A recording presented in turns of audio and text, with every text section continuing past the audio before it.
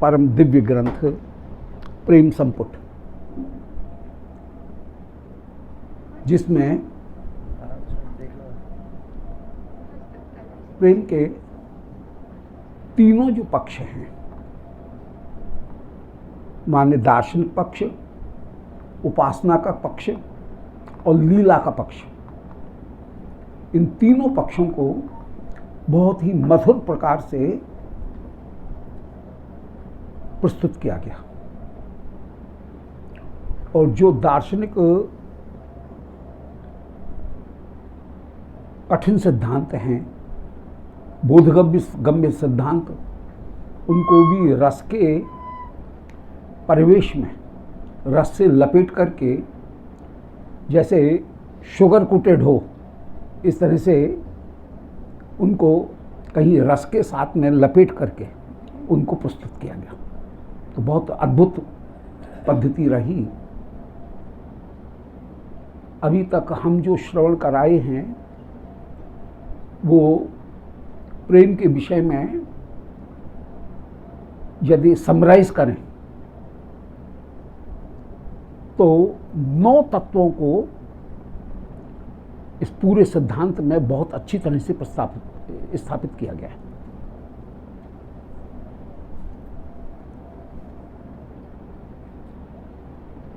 पहला सिद्धांत एक सामान्यतः दिया गया प्रेम के विषय में कि प्रेम अनिर्वचनीय है।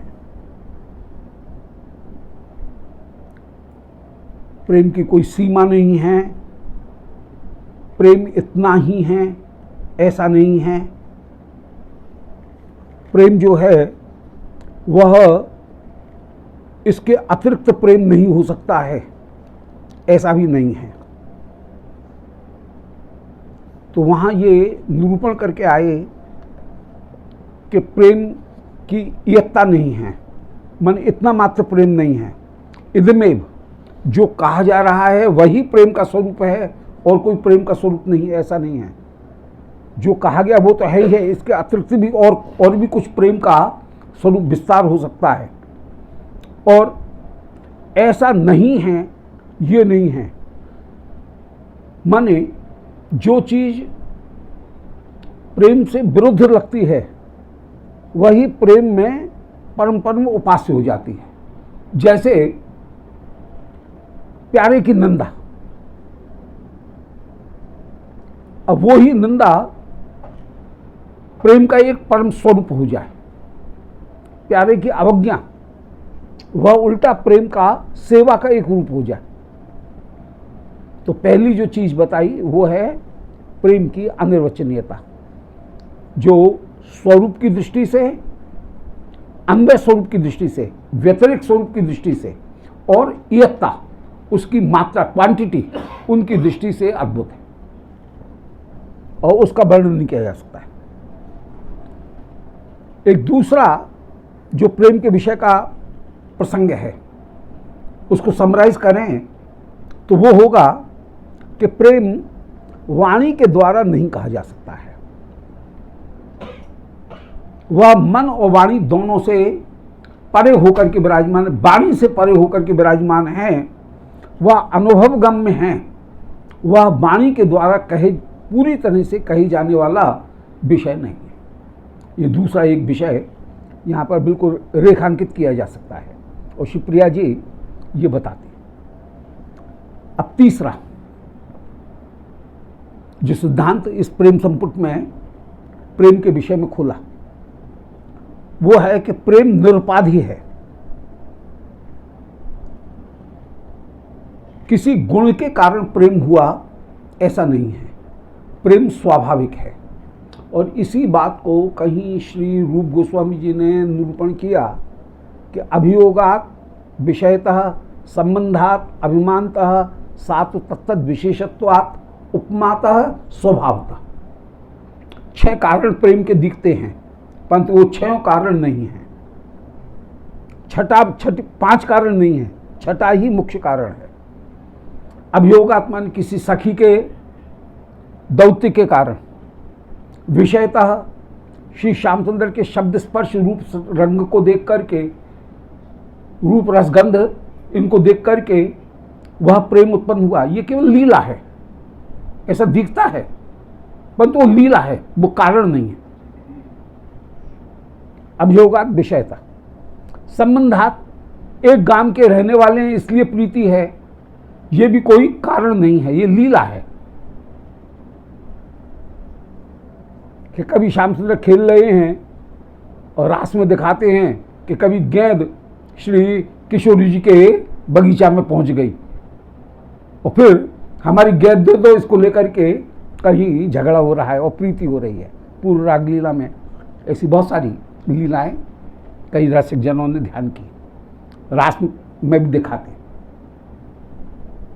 तो अभियोगात विषयतः संबंधात, एक गांव के रहने वाली हैं, परिचय हो गया संबंधात। फिर अभिमानतः, अभिमान के कारण भी वो प्रीति नहीं है। साथ तत्त विशेषत्वात्, श्याम सुंदर उनके विशेष मान श्रृंगार को देख करके प्रीति हो रही हो, कभी मयूर मुकुट को, कभी माला को देख करके, कभी किसी फुदना फूल का उसको देख करके प्रीति हो रही हो, वो भी मूल कारण नहीं है। मयूर मुकुट को देख करके, कहीं मयूर मुकुट पड़ा हुआ है उसको देख करके प्रीति हो गई, वो लीला में है, ये कारण नहीं है। साथ तत्त विशेषत्वात्, उपमातः, उपमा देख करके भी कि आकाश में बादल हैं और उनको देख करके, घनश्याम को देख करके घनश्याम की याद आ गई हो, ये लीला है। मुख्य जो प्रिया प्रीतम की जो प्रीति है वो श्री किशोरी जी दिखाती हैं कि प्रेम निरुपाधि है और वह स्वाभाविक है। ये एक तीसरा गुण निरूपण किया। अब एक चौथा जो गुण है, माने प्रेम में विचार भी है और प्रेम में विचार नहीं भी है। प्यारे का के सुख का तो विचार है और लोक वेद की जो सापेक्षता है उसका विचार नहीं, वो निरुपाधि प्रेम होकर के विराजमान है। अब चौथा जो एक स्वरूप श्री प्रिया जी यहाँ बताई हैं वो ये है कि प्रेम का स्वरूप लक्षण क्या है। प्रेम का स्वरूप लक्षण उन्होंने बताया कि प्यारे के सुख में सुख मानना, तत्सुख सुखित, तो यह प्रेम का स्वरूप लक्षण है। फिर प्रेम का पांचवी वस्तु जो इस पूरे प्रकरण में बताई गई, वो बताई गई कि प्रेम के तटस्थ लक्षण क्या हैं। तटस्थ लक्षण में यहां बता रहे हैं, अच्छा ये तटस्थ लक्षण में बता रहे हैं कि तटस्थ लक्षण जो हैं वो न लोक निंदा की चिंता है, न परलोक की चिंता है, न स्वजनों का भय है, न प्रतिपक्ष की बाधा कहीं कारण होती है। प्यारे के दोष वे भी बाधक नहीं है। तो इन सारी विरुद्ध वस्तुओं के होने पर भी वह प्रेम निरंतर बढ़ता है। प्रेम का लक्षण ही निरूपण किया गया, सर्वथा ध्वंस रहितम सत्यपि ध्वंस कारणे। ध्वंस का कारण होने पर भी वह प्रेम ध्वंस से रहित है। माने लोक निंदा ध्वंस का कारण हो सकता है, परंतु व्यक्ति लोक निंदा की चिंता नहीं करता है। परलोक में की प्राप्ति नहीं होगी पर की अप्रीति से, परंतु इस बात की चिंता नहीं करते हैं। स्वजनों का भय भले है, सास लड़ो चाहे न लड़ो, प्रीति करेंगे। ये जो रस की रीति है वो वहां पर विराजमान है। प्रतिपक्ष की बाधा, पद्मा, शैव्या, चंद्रावली, ये कहीं आकर के बाधा डालेंगी, इनसे भी प्रेम में कहीं बाधा नहीं पड़ती है। ऐसे ही प्यारे के कहीं दोष देख करके उन दोषों को भी गुण के रूप में स्थापित किया जाए, तो ये भी प्रेम का तटस्थ लक्षण हुआ। प्रेम का स्वरूप लक्षण है तत्सुख सुखी भाव, और प्रेम का तटस्थ लक्षण है कि अनेक बाधाएं होने पर भी, लोक वेद भय इनकी मर्यादा होने पर भी वह कहीं प्रभावित नहीं होता है। अब प्रेम का एक तटस्थ लक्षण चल रहे हैं, तो एक तो तटस्थ लक्षण है बाधाओं से बाधित न होना। अब तटस्थ लक्षण में ही एक दूसरा एक तटस्थ लक्षण है कि प्रेम में नित्य नव नवता की प्रतीति होती है। ये श्री प्रिया जी ने यहाँ स्थापित किया कि प्यारे का जब जब भी दर्शन करते हैं तब तब नित्य नव नूतनता की प्राप्ति होती है। और एक तीसरी बात, वो तीसरी बात कह रहे हैं कि प्रेम में एक साथ विषामृत एकत्र मिलन है, ऊपर से दुख और भीतर से परम सुख। विरह में ऊपर से दुख और भीतर से परम सुख,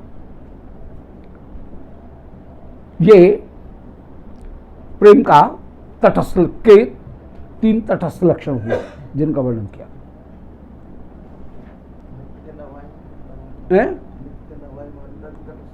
नित्य नवता ये प्रेम का एक तटस्थ लक्षण है कि जब जब भी प्यारे का दर्शन करेंगे तब तब नित्य नवीन प्रतीति होगी, नित्य नवनवायमानता। अब प्रेम की छठा जो विषय है, जो श्री प्रिया जी ने अपने वचनों में श्यामचंद्र को उपदेश दिया यहाँ पर, वो प्रेम के विषय में ये कहा कि प्रेम के विषय हैं श्री कृष्ण। अब यदि रस सामग्री को देखा जाए तो आश्रय और विषय ये 2 रस की सामग्री हैं, व्यवहार सामग्री हैं। प्रेम के विषय हैं श्री कृष्ण, प्रेम के आश्रय हैं मुख्यतः गोपी। श्री कृष्ण सारे गुणों से युक्त हैं। निम्बार्क भगवान ने कहा स्वभाव तो उपास समस्त दोषों। निम्बार्क भगवान का एक 10 श्लोकी हैं, वो 10 श्लोकी करके प्रसिद्ध हैं उसमें, निम्बार्क संप्रदाय में 10 श्लोकी करके। वेदांत कामधेनु उसका नाम है। 10 श्लोकों में पूरा वेदांत सिद्धांत बहुत अच्छी तरह से श्री निम्बार्क भगवान ने प्रस्तुत कर दिया, और उसी के भाष्य अनेक किए गए। और जितने भी भाष्य हैं निम्बार्क संप्रदाय के, वो इन 10 श्लोकी के ऊपर ही हैं। उसमें एक श्लोक आता है कि स्वभाव तो पास्त समस्त दोष। श्री कृष्ण में स्वभावतः संपूर्ण दोष वे अपास्त हो गए, उनमें दोष नहीं है। तो ऐसे अनंत गुणों से युक्त श्री श्यामचंद्र और श्री रथांगी जो आरोप लगाती हैं वो यही लगाती हैं, माना श्यामचंद्र में सबसे ज़्यादा दोष, सारे गुण हैं परंतु बस एक गुण नहीं है, उसने सारे गुणों को चौका कर दिया, सब पे चौका फेर दिया कि उनमें प्रेम की बेविचकता नहीं है। तो विषय जो हैं वो श्री कृष्ण हैं और आश्रय श्री राधिका हैं, जिनमें निज सुख की वांछा है ही नहीं। तो ये प्रेम की सामग्री इसके विषय में। अब सामग्री में विभाव, अनुभाव, संचारी भाव, ये 3 सामग्री हैं। तो सामग्री का वर्णन कर रही हैं, विषय हैं श्याम सुंदर और आश्रय पदार्थ हैं श्री किशोरी जी, और दोनों ही अद्भुत होकर के विराजमान हैं, गोपी अद्भुत होकर के विराजमान। अब अनुभाव सामग्री को यह देखा जाए तो अनुभाव सामग्री के विषय में माने कौन सा हुआ, छठा, सातवां जो तत्व है वो 7वें तत्व को स्थापित करेंगे, किया है। अभी तक हम सुन आए हैं, ये रिवीजन चल रहा है पुराना। 7वें तत्व को शिवप्रिया जी जो बता रही हैं वो ये बता रही हैं कि अनुभाव सामग्री में काम और प्रेम, इनमें चेष्टाओं की एकता दिखती है, और चेष्टाओं की देख करके किसी भी व्यक्ति को भ्रम हो सकता है, परंतु प्रेमी तुरंत पहचान जाता है कि कहाँ काम है और कहाँ प्रेम है। श्याम सुंदर इस बात को पहचान जाते हैं। यदि कोई महिषी केवल हाव भाव कटाक्ष मुस्कान, भौहों के नर्तन, इनके द्वारा श्याम सुंदर को वशीभूत करना चाहे तो श्याम सुंदर वशीभूत नहीं होते। और जहां सेवा की भावना है वहां श्री श्याम सुंदर वशीभूत हो जाते। सो अनुभाव जो रस सामग्री है उसमें विभाव सामग्री का वर्णन किया। विभाव सामग्री में श्याम सुंदर हैं विषय, श्री गोपी हैं आश्रय। श्याम सुंदर सारे गुणों से युक्त होकर के विराजमान हैं और उनके अनेक अनेक गुण कहीं उद्दीपन विभाव होकर के विराजमान हैं। और श्री प्रिया, उनकी जितनी भी चेष्टाएं हैं वे कहीं अनुभाव सामग्री होकर के विराजमान हैं। और उन अनुभाव सामग्रियों में कहीं भ्रम हो जाता है कि श्री श्याम सुंदर या श्री प्रिया काममयी चेष्टा कर रही हैं, प्रेममयी चेष्टा नहीं है। परंतु श्री श्याम सुंदर प्रेमी हैं और वे प्रेममयी चेष्टा को जान जाते हैं। और काममयी चेष्टा जहाँ है वहाँ वशीभूत नहीं होते हैं। महर्षि गणों के भी वे वशीभूत नहीं होते हैं। और जब महर्षियों में शुद्ध प्रेम प्रकट होता है तब तो वे सत्यभामा के वशीभूत हो जाते हैं। और जहाँ शुद्ध प्रेम प्रकट नहीं होता है वहाँ पर वे वशीभूत नहीं होते हैं। बहुत सारे दृष्टांत हैं। जैसे कभी श्री श्याम सुंदर को बृहद भागवतामृत में वर्णन आया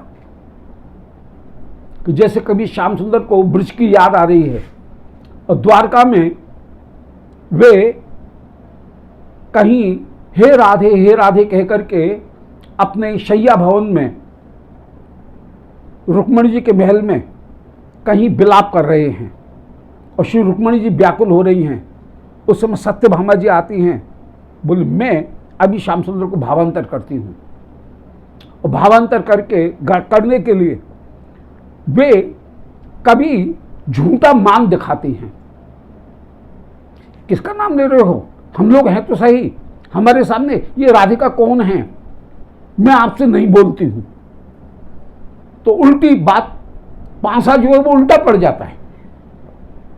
श्याम सुंदर डांटने लगते हैं कि कहाँ है वो सत्यभामा की पुत्री, मेरे सामने लाओ।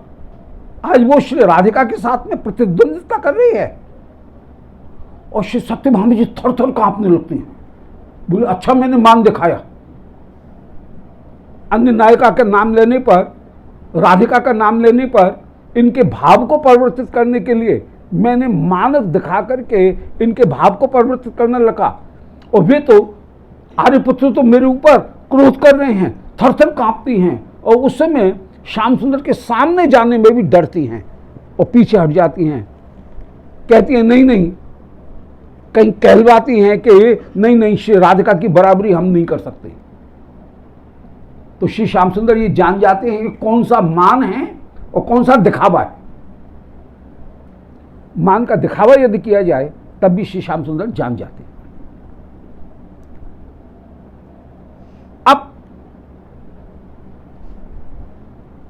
जो अनुभव सामग्री है और अनुभव सामग्री के अंतर्गत जो स्थायी भाव सामग्री है, उस स्थायी भाव सामग्री के विषय में भी श्री ये आठवां जो प्रसंग है वो है स्थायी भाव सामग्री।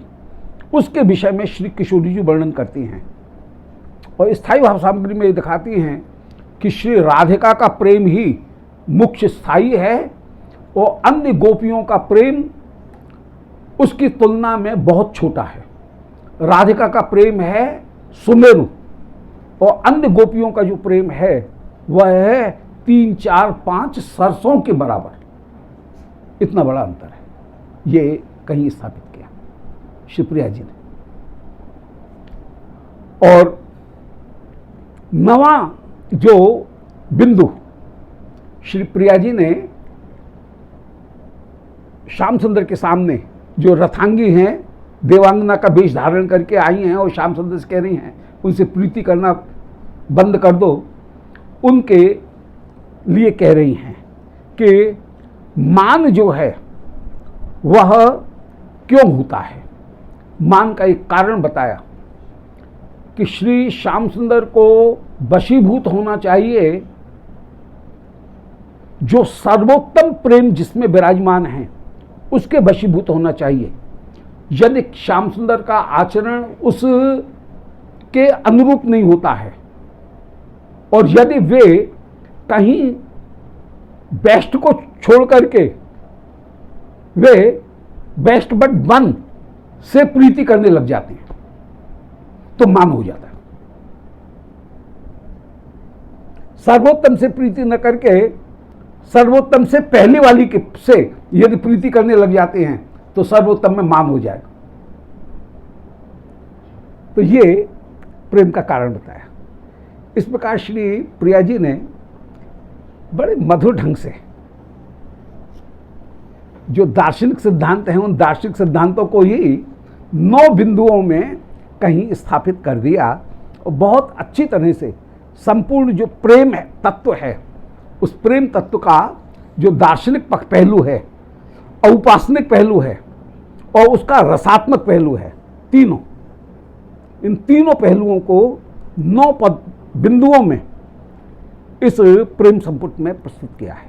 प्रेम संपुट एक गजब की वस्तु है, एक गजब का ग्रंथ है जो कि संपूर्ण प्रेम के एक विशाल आकार को, समुद्र को, जहां बिंदु में सिंधु को समेकित करते हुए, कंसोलिडेट करते हुए श्री श्याम सुंदर प्रस्तुत कर रहे हैं।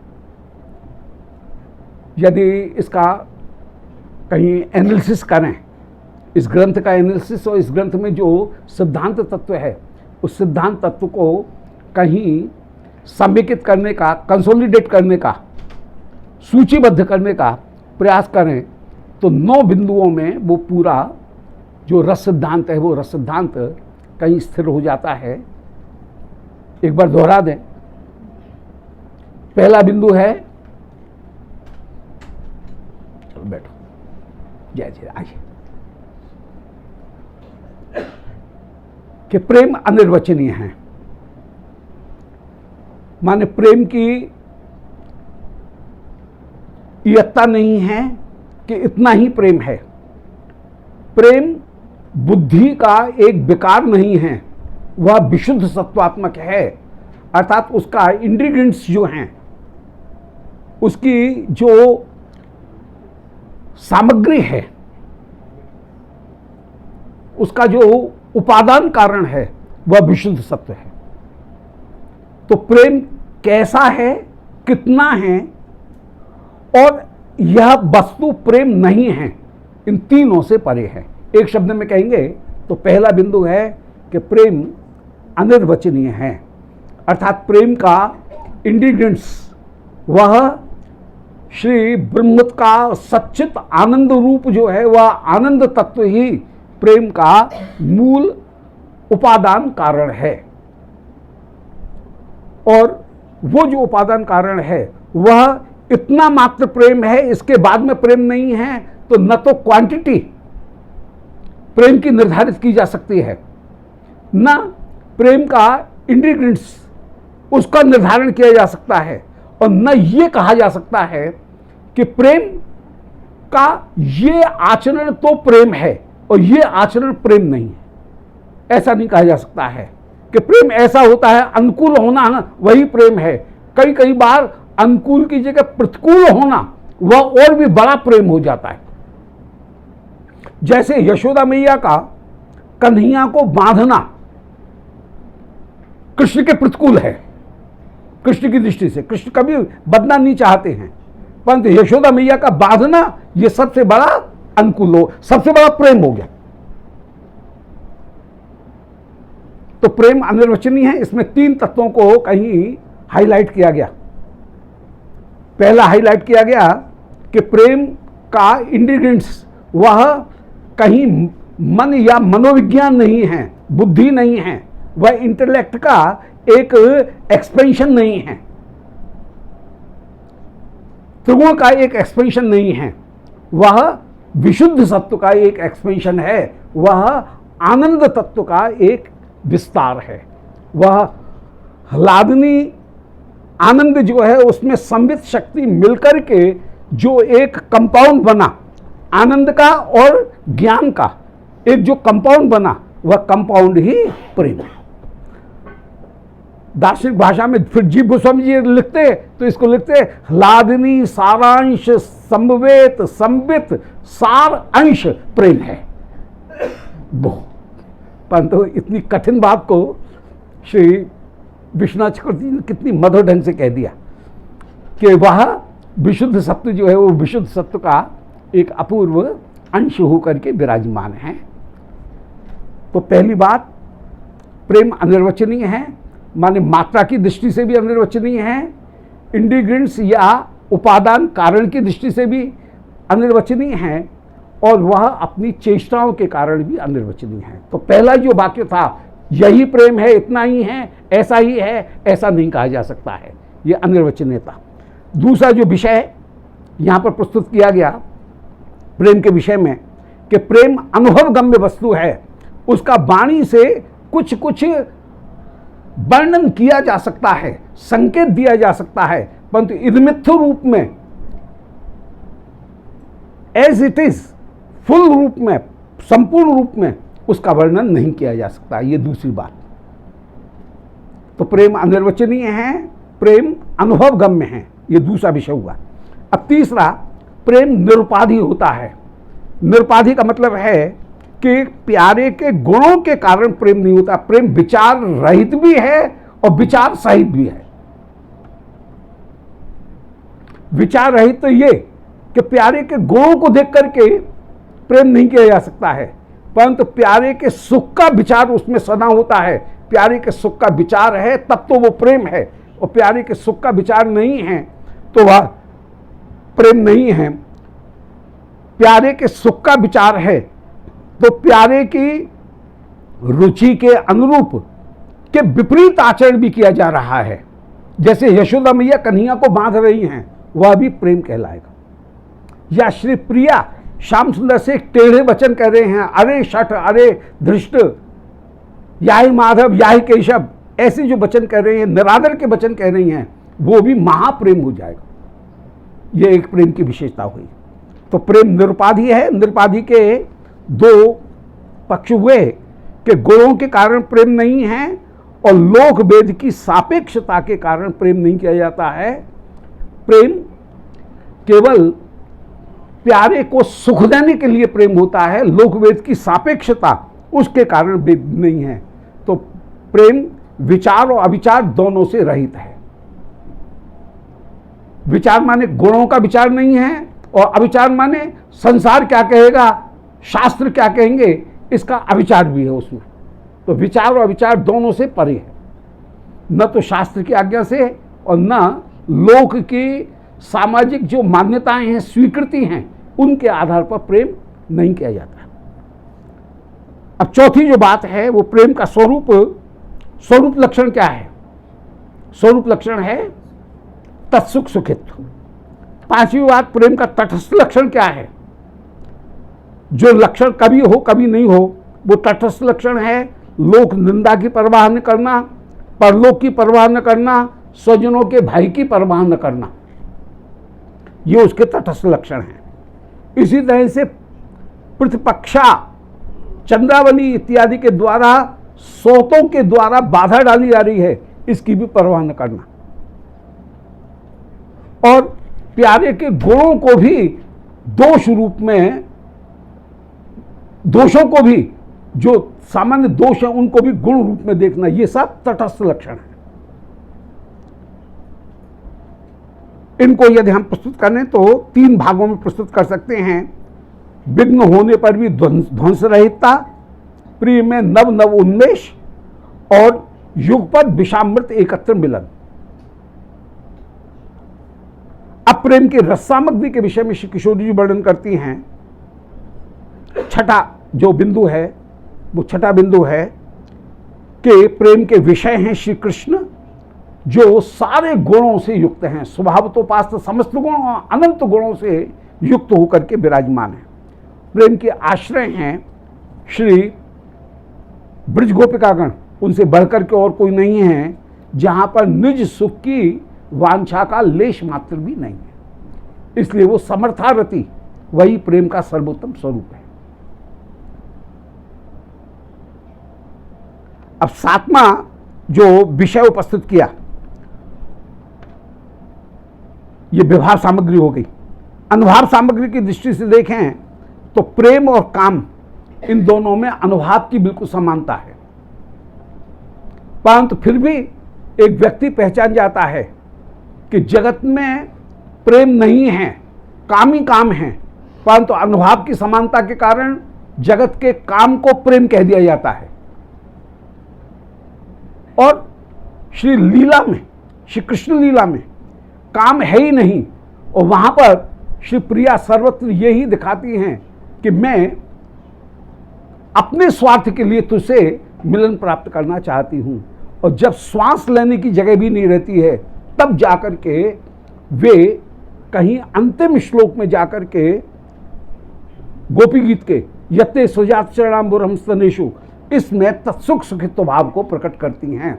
अन्यथा 18 श्लोकों में वे अपने कामी काम को प्रकट करती रहती हैं। तो काम के आवरण में प्रेम का प्रकाशन किया जाता है। जैसे कचौड़ी खाने के लिए अपनी इच्छा है, मित्र को कचौड़ी खिलानी है, परंतु अपनी इच्छा के नाम पर मित्र को कचौड़ी खिलाई जाएगी, वो दृष्टांत आई। फिर मान क्यों होता है, उसका कारण श्री राधिका का प्रेम है सुमेरु, अन्यों का प्रेम है राई, 2 राई 5 राई के बराबर। परंतु जब सुमेरु को छोड़ करके श्री श्याम सुंदर विपरीत आचरण करते हैं और किसी राई 2 राई के द्वारा अपने आप को संतुष्ट करना चाहते हैं, महाअमृत का समुद्र है उसको तो छोड़ दें, और यदि ओस चाट करके अपनी प्यास बुझाना चाहें तो फिर श्री स्वामी में मान उत्पन्न होगा ही, ये मान का कारण होगा। तो प्रेम की गरिमा के अनुरूप यदि श्याम सुंदर का आचरण नहीं होता है तो मान उत्पन्न होता है। ये विरह तत्व को भी निरूपण किया। इस प्रकार जब श्री प्रिया ने अपने हृदय को इन 9 बिंदुओं में खोल करके दिखा दिया, तब श्री श्याम सुंदर और इन 9 बिंदुओं के आधार पर दोनों बातों का समाधान कर दिया कि निकुंज का संकेत दे करके भी श्याम सुंदर नहीं आए मेरी निकुंज में, उसका कारण मेरी महिमा को बढ़ाना ही श्याम सुंदर का था। और श्याम सुंदर की प्रीति मुझ में ही लगी हुई थी, मुझसे ही उनको परम परम सुख की प्राप्ति होती है, किसी अन्य नायिका के साथ में मिलन करने पर उनको सुख की प्राप्ति नहीं होती है। अतः वास्तविक जो सुख है वह श्रम तम गम भ्रम रहित यदि कहीं सुख है तो वो श्री राधिका में है। अन्यत्र जो सुख है वह श्रम तम गम भ्रम, इन 4 चीजों से युक्त है। श्रम का तात्पर्य है अभिसार,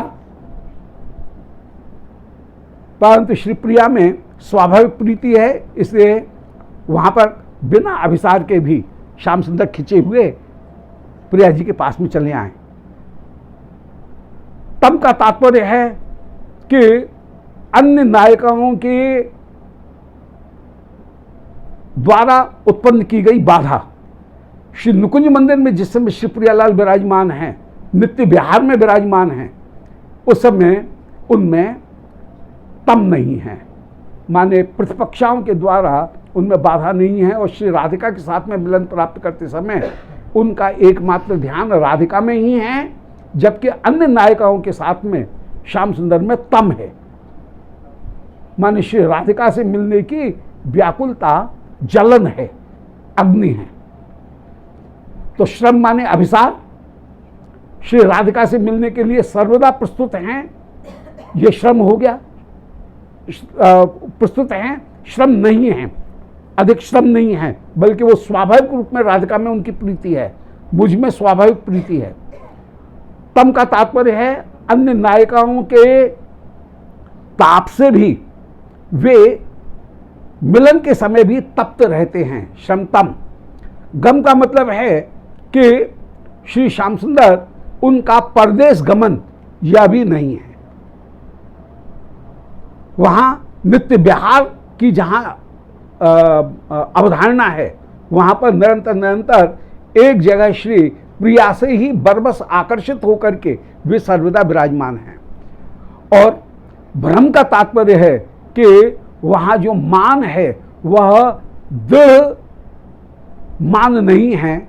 वो जो मान है वो मान स्वल्प स्वाभाविक स्वभावजन्य जो मान है वह तो श्री राधिका के साथ में विराजमान है। और साहित्यक दृढ़ मान वह कभी कभी होता है, अन्यथा साहित्यक दृढ़ मान नहीं है।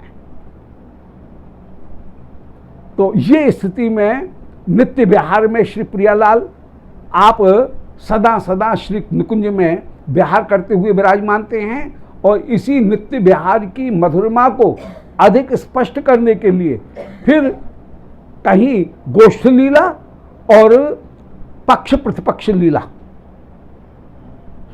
स्वपक्ष प्रतिपक्ष तटस्थ पक्ष, इनकी जो लीला हैं उन लीलाओं का विस्तार होगा।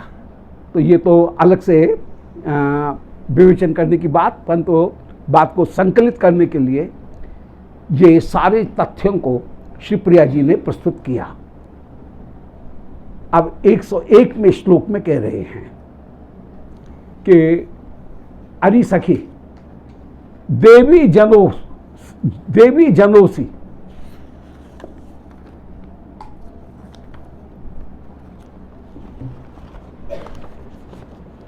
देवी जनोसी अविरताच्युत योग सिद्धि व्यग्रह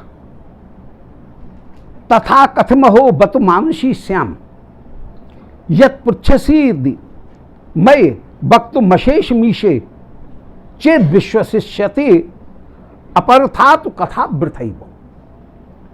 अब श्री श्याम सुंदर ने कहा कि हे श्री राधे, तुम जो कह रही हो कि जिस समय श्याम सुंदर अन्य नायिका के साथ में थे उस समय उनका चित्त मुझ में ही लगा हुआ था, इसलिए मेरे पास में दौड़ करके आए। इसी तरह से तुमने कहा कि रास में प्यारे ने मेरा त्याग इसलिए किया कि गोपियां बाहर ढूंढ रही थी सखीगण, और सखीगणों के बिना रस की पुष्टि नहीं हो सकती है। अतः सखीगणों के साथ में मिलकर के मेरे रस की वृद्धि हो, ये तो सखियों को सुख देना। और जो प्रतिपक्षागण हैं उनको ये लेसन प्रदान करना कि कहाँ तुम लोगों का प्रेम 2-3 राई के बराबर और कहाँ श्री राधिका का प्रेम सुमेरु के बराबर, ये अंतर दिखाने के लिए विरह में भी श्री राधिका सर्वोत्तम है और मिलन में भी श्री राधिका सर्वोत्तम है, उनकी बराबरी नहीं की जा सकती है, ये दिखाने के लिए श्री श्यामचंद्र ने मेरा त्याग किया। तो 2 प्रयोजन हुए। रस की मुख्य भोक्ता सखी हैं, उनको रस का आस्वादन कराना। अकेले में यदि प्रियालाल रहेंगे और सखीगण नहीं होंगी तो रस का विस्तार नहीं होगा। और ज्ञानी जन यही गलती करते हैं रासलीला की व्याख्या करते समय, कि वे रासलीला का जो वर्णन करते हैं वो करते हैं जीवात्मा का परमात्मा के साथ में मिलन हो रहा है, सायुज्य हो रहा है, वाह खत्म मामला, सत्यानाश, सारा रस समाप्त। सखी की कोई जरूरत नहीं है, जीवात्मा परमात्मा से मिलकर के एक हो गई, यही रास है। वहां सखी की इंपॉर्टेंस ही नहीं रही। और आस्वादन करने वाली आस्वादक, इन दोनों की स्थिति नहीं रही। तो इस तरह की जो व्याख्या है, ज्ञान परक व्याख्या, वह कहीं रस का विनाश करने वाली है। परंतु यहां रास की जो सर्वोत्तम व्याख्या होगी, वो सर्वोत्तम व्याख्या ये होगी कि जो प्रेमी सखीगण हैं उनकी इच्छा के अनुसार श्री प्रियालाल नृत्य करते हुए, रास करते हुए विराजमान होते हैं। सखियों के मन में जब जो बात आती है, सखियों के मन में ये विचार आता है कि हम विवाह खेल करें, तो श्री प्रियालाल विवाह खेल करते हैं। सखियों के मन में ये विचार आता है कि आज श्री प्रियालाल को हम इस तरह से कहीं झगड़ा करते हुए देखें, तो दान लीला प्रकट होती है, रसदान जो है वो प्रकट होता है। यदि सखियों की इच्छा होती है कि आज जल विहार करें, तो कहीं नौका लीला प्रकट होती है, और हर जगह झगड़ा ही झगड़ा। ये सखी झगड़ा ही पैदा करेंगे। श्याम सुंदर कह रहे ना ना मुझे तो नींद आ रही है, कुछ नहीं, मुझे जगाओ मत। और कह रहे हैं अरे मल्लाह के, हमें यमुना जी के पल्ली पार कर दे ना। बोले ना ना ना मुझको नींद आ रही है, जाओ जाओ कहीं, अभी जाओ, अभी खाली ना है नाव। बोले अरे यहां सो रहे हो, हमें पार कर देना। कह रहे हैं अच्छा ठीक है, आ जाओ, बैठ जाओ। और फिर बीच रास्ता में ले जाकर के और नाव को बीच में छोड़ दें। और सारी गोपी कह रही हैं कि श्याम सुंदर ये क्या कर रहे हो? बोले मल्लाह को तो लवोटा भीगे और कछु ना भीगे। अपने अपने आभूषण जो हैं उनको भार ज्यादा है रहे हो, नाव डूब रही है, अपने अपने आभूषण को उतार के फेंको। और उस समय यमुना जी में सब अपने अपने आभूषण उतार के फेंक दें और ऐसे हंसी करें। तो ये सब सखी की इच्छा है। सारी सखी कहें जो तुम कहोगे वो करने को तैयार है। बाबा पार तो करो यमुना जी के। यमुना गहरी नाव पुरानी गोपी बाला, परंतु एक बात अच्छी है कि माधवस्तम से संप्रति कर्णधारा, कि तुम नाव को चलाए वाले हो। तो यदि तुम नाव को चलाए वाले हो तो नाव अवश्य ही पार हो जाएगी। तो ये जितनी भी है ये सारी लीला सखियों की है। तो जहां ज्ञान की लीला है वहां ज्ञान की लीला में जीवात्मा का परमात्मा के साथ में मिलन, और वहां कोई दूसरा बीच में नहीं है, मिलकर के एक हो जाना है, सायुज्य मुक्ति प्राप्त करनी है। परंतु यहां पर जो आस्वादक हैं, सर्वाधिक आस्वादक, वो प्रियालाल के लिए रस नहीं है। जितना भी रस है वो सब सखियों का रस है।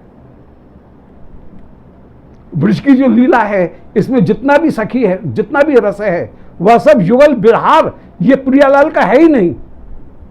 सारा बिहार सखियों के लिए है। ये कहीं प्रस्तुत कर रहे हैं। तो सखियों को ये तो श्याम सुंदर का जो महारास में राधा रानी का भी त्याग करना, अब उसमें एक कितनी कड़वी बात कह दी जाती है। रसकों को बड़ा बुरा लगती है, वो रस पचा नहीं पाते हैं उस बात को। ज्ञानी जन बड़े आराम से कह देते हैं कि श्री कृष्ण किसी के अभिमान को सहन नहीं कर सकते हैं, और प्रधाना राधिका उनमें भी अभिमान उत्पन्न हुआ, इसलिए राधिका का त्याग खत्म, सत्यानाश।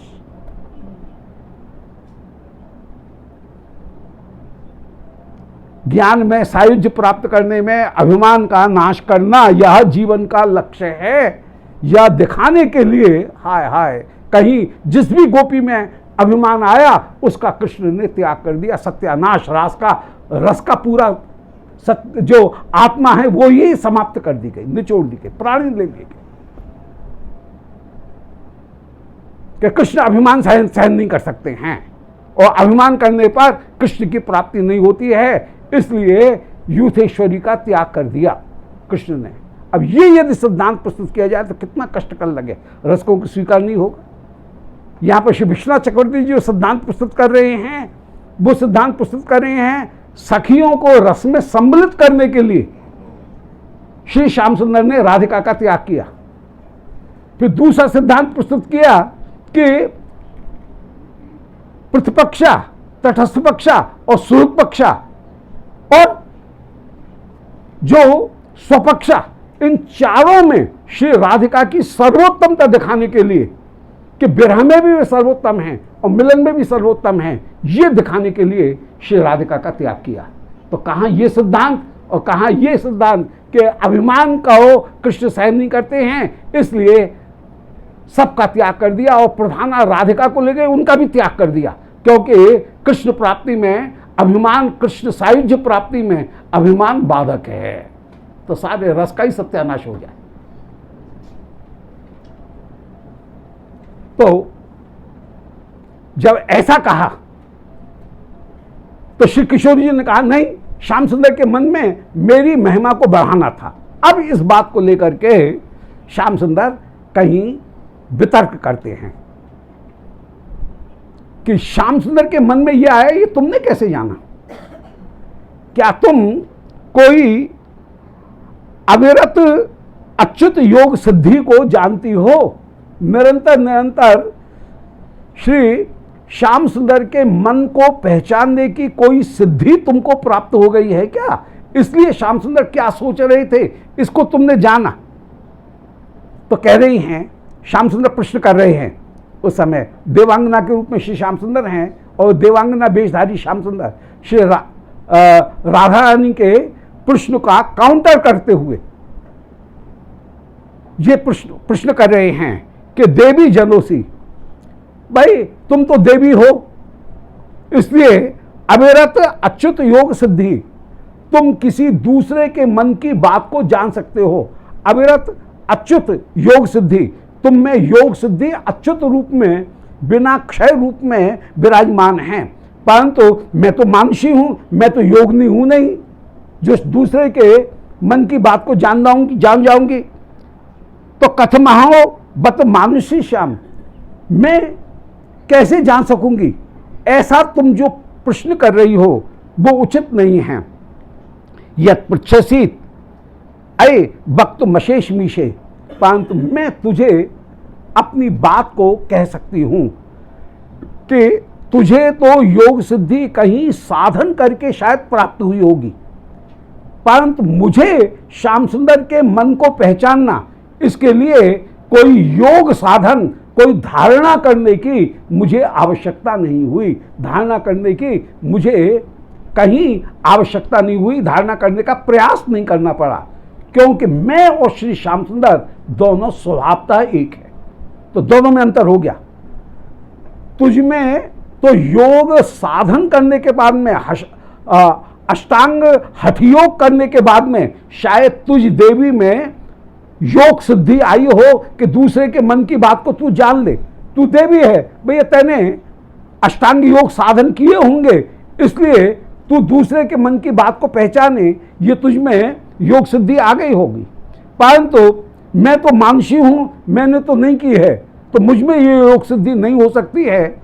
इसलिए तेरा ये कहना सच है कि श्याम सुंदर के मन की बात को तुम कैसे पहचान गई, ये तेरा पूर्व पक्ष बनता है। परंतु इसका उत्तर मैं देती हूं, और उत्तर यह है कि मैं और श्याम सुंदर दो वस्तु अलग हैं ही नहीं, हम दोनों तत्वैक्य हैं। इसलिए श्याम सुंदर के मन में जो आता है उसे मैं पहचान जाऊंगी। तो यत् पृच्छसि, तू जो पूर्व पक्ष उपस्थित कर रही है, पूछ रही है, वो सर्वथा उचित है। मैं वक्त मशेष मीशे, मैं तेरी बात का उत्तर दे सकती हूं, परंतु तर्क पूर्वक उत्तर नहीं दे सकती। इस बात के लिए तू ये कहे कि कहीं लेबोरेटरी में सिद्ध करके दिखाओ, तो वो सिद्ध नहीं किया जा सकता है। मेरी बात पर तूने विश्वास करना पड़ेगा, क्योंकि मैं और श्री श्याम सुंदर तत्वतः एक होकर के विराजमान हैं।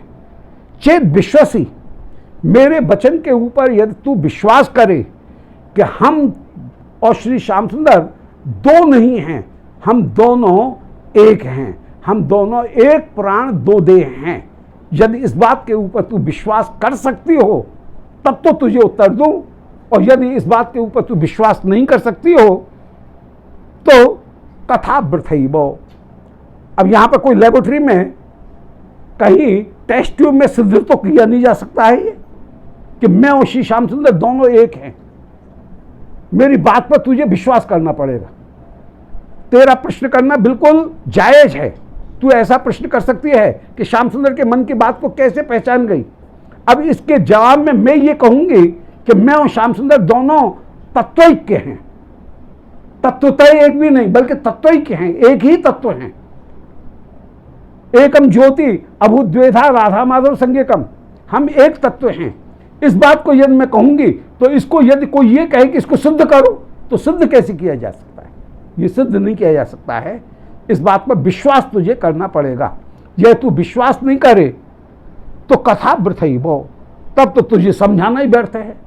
तो अचिंत्य खलु ये भावा न तांस तर्केण योजयेत, जो अचिंत्य वस्तु है उसको तर्क से कहीं जोड़ी नहीं जा सकती है। और जोड़ना नहीं चाहिए। योजयेत ये आज्ञा है कि अचिंत्य वस्तु को तर्क से मत जोड़ो, यह आदेश है। जैसे परस्त्रियम नाभिगच्छेत, यह आज्ञा हो गई। अब तुम क्यों बोल, क्यों नहीं, बस कह दी, चुपचाप मान लो, ये पड़ेगा एक खींच के। गुरु जी कह रहे हैं उसको मान लो ना, बस परस्त्रियम नाभिगच्छेत। ये जो कह दिया। ऐसे ही अचिंत्य खलु ये भावा नतांश तर्केण योजयेत, आज्ञा दे दी। अब इसमें क्यों ये विद्यार्थी नहीं कह सकता है। शास्त्र की आज्ञा है, गुरु जी की आज्ञा है, शास्त्र के अनुरूप गुरु जी की आज्ञा है, इसे चुपचाप मान लो। तो मैं जो कह रही हूं इसको कहीं शास्त्रीय प्रमाण के आधार पर तो मान लो, इसमें तर्क के प्रमाण नहीं चलेंगे। ये किशोरी जी ने पहले ही, अब यहां तक तो सारी बातें हैं दार्शनिक दृष्टि से उन्होंने 9 जो पॉइंट्स बताए, 9 पॉइंट्स में प्रेम के सिद्धांत को पूरा वर्णन किया। परंतु आगे श्याम सुंदर के मन की बात को तुम कैसे जान गई, इस बात को कहीं तर्क से प्रमाणित नहीं किया जा सकता है। इसको प्रमाणित किया जाएगा तो शास्त्र के वचन से। यहां पर श्रुति प्रमाण चालू होगा। यहां पर प्रत्यक्ष प्रमाण, अनुमान, उपमान और श्रुति, ये 4 प्रमाणों में जो श्रुति प्रमाण है वो माना जाएगा। और श्रुति प्रमाण यही है कि मैं और श्री प्यारे दोनों एक होकर के विराजमान हैं। इसलिए नतांश तर्केण योजयेत, जो कह दिया। सत्यम पद, अब क्यों सत्य बोले, पड़ेगा एक चाटा। धर्मचर स्वाध्याय मां प्रमद, क्यों करें, धर्म का आचरण क्यों करें, तो गुरु जी करेंगे एक चाटा पड़ेगा। जो कह रहे हैं उसको मान जा, जो शास्त्र कह रहे हैं उसको मानो। फिर अचिंत्य खलु ये भाव नतांश तर्केण योजयेत, यहां पर तर्क लगाने की जरूरत नहीं है। इसका जवाब केवल एक ही है, श्रुति कहती है बस। और श्रुति को प्रमाण मानते हो तो मान लो, इसमें तर्क नहीं चलेगा।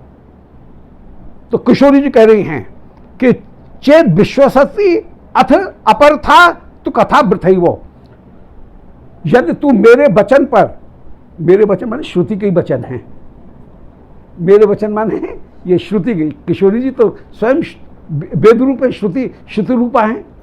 तो वे कहेंगे मेरे वचन के ऊपर ये तू विश्वास करे तब तो मैं तुझसे कहूं, और तू ये कहे कि नहीं मैं श्रुति को प्रमाण नहीं मानती हूं, मैं तो प्रत्यक्ष को प्रमाण मानती हूं, तो जा किसी देहात्मवादी के पास में। यदि मैं अनुमान को प्रमाण मानती हूं तो जा किसी नैयायिक के पास में। ये तू ये कहती है कि मैं उपमान को प्रमाणित मानती हूं तो जा किसी मीमांसक के पास में। यदि श्रुति को ही सर्वश्रेष्ठ प्रमाण मानती है तो फिर मेरे वचन को तुझे स्वीकार करना पड़ेगा।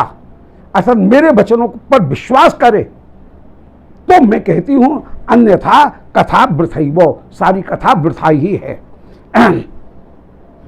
प्रत्याय नेस्त यद युक्ति अति प्रभाव। श्री श्याम सुंदर बोले भाई ठीक है, श्रुति प्रमाण तो होता है, परंतु श्रुति को भी कहीं ना कहीं प्रमाणित करने के लिए थोड़ा सा तर्क कहीं ना कहीं देना पड़ता है। जितने भी ब्रह्मसूत्र हैं वे सब कहीं न्याय की दृष्टि से ही प्रस्तुत किए गए हैं। पंचमी विभक्ति का प्रयोग किया कि अथातो ब्रह्म जिज्ञासा तत्व समन्वयात, ये तत्व समन्वयात ये सब हेतु है। तो वेद भी अपने आप को प्रमाणित करने के लिए ब्रह्मसूत्रों में कहीं ना कहीं तर्क का थोड़ा बहुत तो प्रयोग करते हैं। तो श्री श्याम सुंदर कह रहे हैं ऐसे तुम जो कहो वो मान ले, ऐसे कैसे मानेंगे, हम तो ऐसे नहीं मानेंगे, कहीं तर्क होगा तो मानेंगे, नहीं तो हे राधिके मैं तो नहीं मानूंगी। श्याम सुंदर ने फिर भी कहा यहां पर कि प्रत्याय नेस्त यदि युक्ति, कि तुम्हारे वचन जो कह रहे हैं वो प्रामाणिक हैं, परंतु उनमें कुछ न कुछ युक्ति जरूर देनी पड़ेगी। आनंदमयोभ्यासात, कहीं न कहीं युक्ति तो है ही है। तो जितने भी ब्रह्मसूत्र हैं, ब्रह्मसूत्र के सारे सूत्र वे कहीं ना कहीं हेतु को ही प्रस्तुत करते हैं, न्याय को ही प्रस्तुत करते हैं और न्याय के रूप में ही उनको प्रस्तुत किया गया।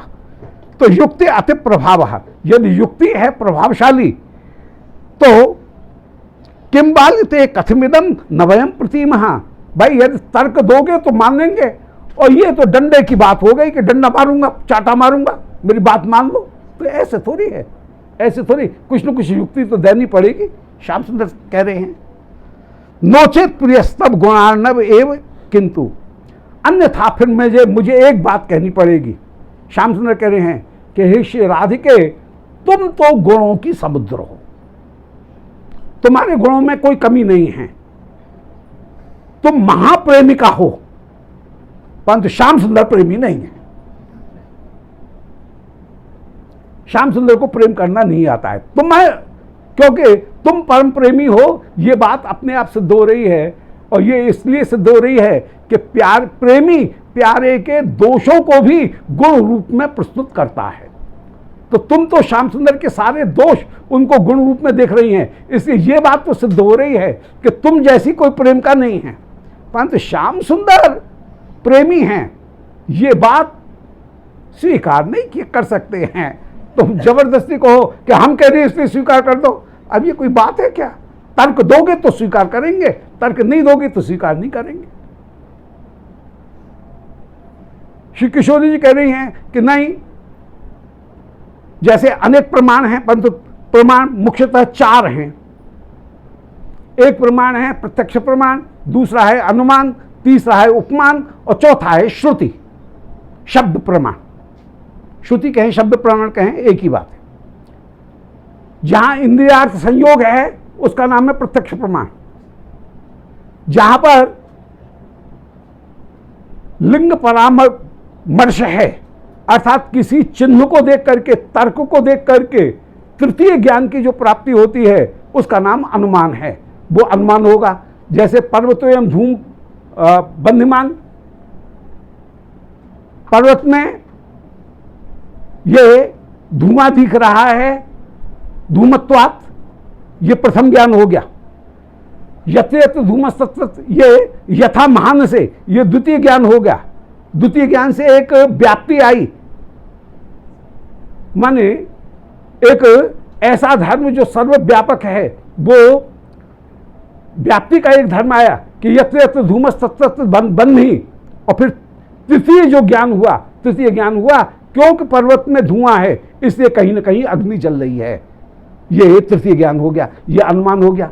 तो पहला जो ज्ञान था वो हुआ प्रत्यक्ष, दूसरा हो गया उपमान, अब तीसरा अनुमान, तीसरा हो गया उपमान। उपमान प्रमाण को भी एक अलग माना कि किसी एक वस्तु को देख करके उस जैसी दूसरी वस्तु की कल्पना कर ली जाए कि नीलगाय कैसी होती है, जैसे कोई ये कहे गावो यथा गावः, ये अनुमान हो गया। जैसे दूध देने वाली गाय है, इससे ही मिलती जुलती कहीं नील गाय है, गावो यथा गावः, ये उपमान हो गया। एक आदमी ऐसा है तो इसका मतलब है दूसरे आदमी सैद्धांतिक रूप में इसी तरह के होंगे कि उनका 2 आंखें होंगी, एक नाक होगी, एक मुख होगा, इस तरह के होंगे, 2 बगल में कान होंगे। तो एक आदमी को देख करके दूसरे आदमी का अनुमान लगा लिया जाता है, तो ये अनुमान हो गया। और श्रुति का मतलब है कि वेद प्रमाण, तो इनमें वेद प्रमाण प्रधान हैं। किशोर जी ने ये कहा, श्याम सुंदर बोले वेद प्रमाण हैं, ठीक है हम मानते हैं, परंतु वेद भी कहीं ना कहीं अल्प हेतु को और अनुमान को लेकर के चलते हैं, तर्क को लेकर के चलते हैं। क्योंकि जितने भी ब्रह्मसूत्र के सूत्र हैं, 700 के 700 सूत्र, वे सब के सब कहीं ना कहीं श्री हेतु को ही प्रकट करते हैं और हेतु के आधार पर हेतुमत भाव को प्रकट करते हुए, माने फैक्टर और रिजल्ट, इनको प्रस्तुत करते हुए वे कहीं वस्तु की स्थापना करते हैं। तो कहीं फैक्टर भी है और फैक्टर के द्वारा कहीं रिजल्ट है। इसको स्थापित करते हुए वेद मानते हैं। इसलिए ये तुम्हारे वचनों में कहीं प्रामाणिकता हुई और युक्ति से कहीं मिले तो क्यों नहीं मानूंगी, और युक्ति से नहीं युक्ति नहीं है तुम कह रही हो तो ये बात तो जरूर सिद्ध हो रही है कि तुमसे ऐसी कोई प्रेम का नहीं है जो प्यारे के दोषों को भी गुण करके मान रही है।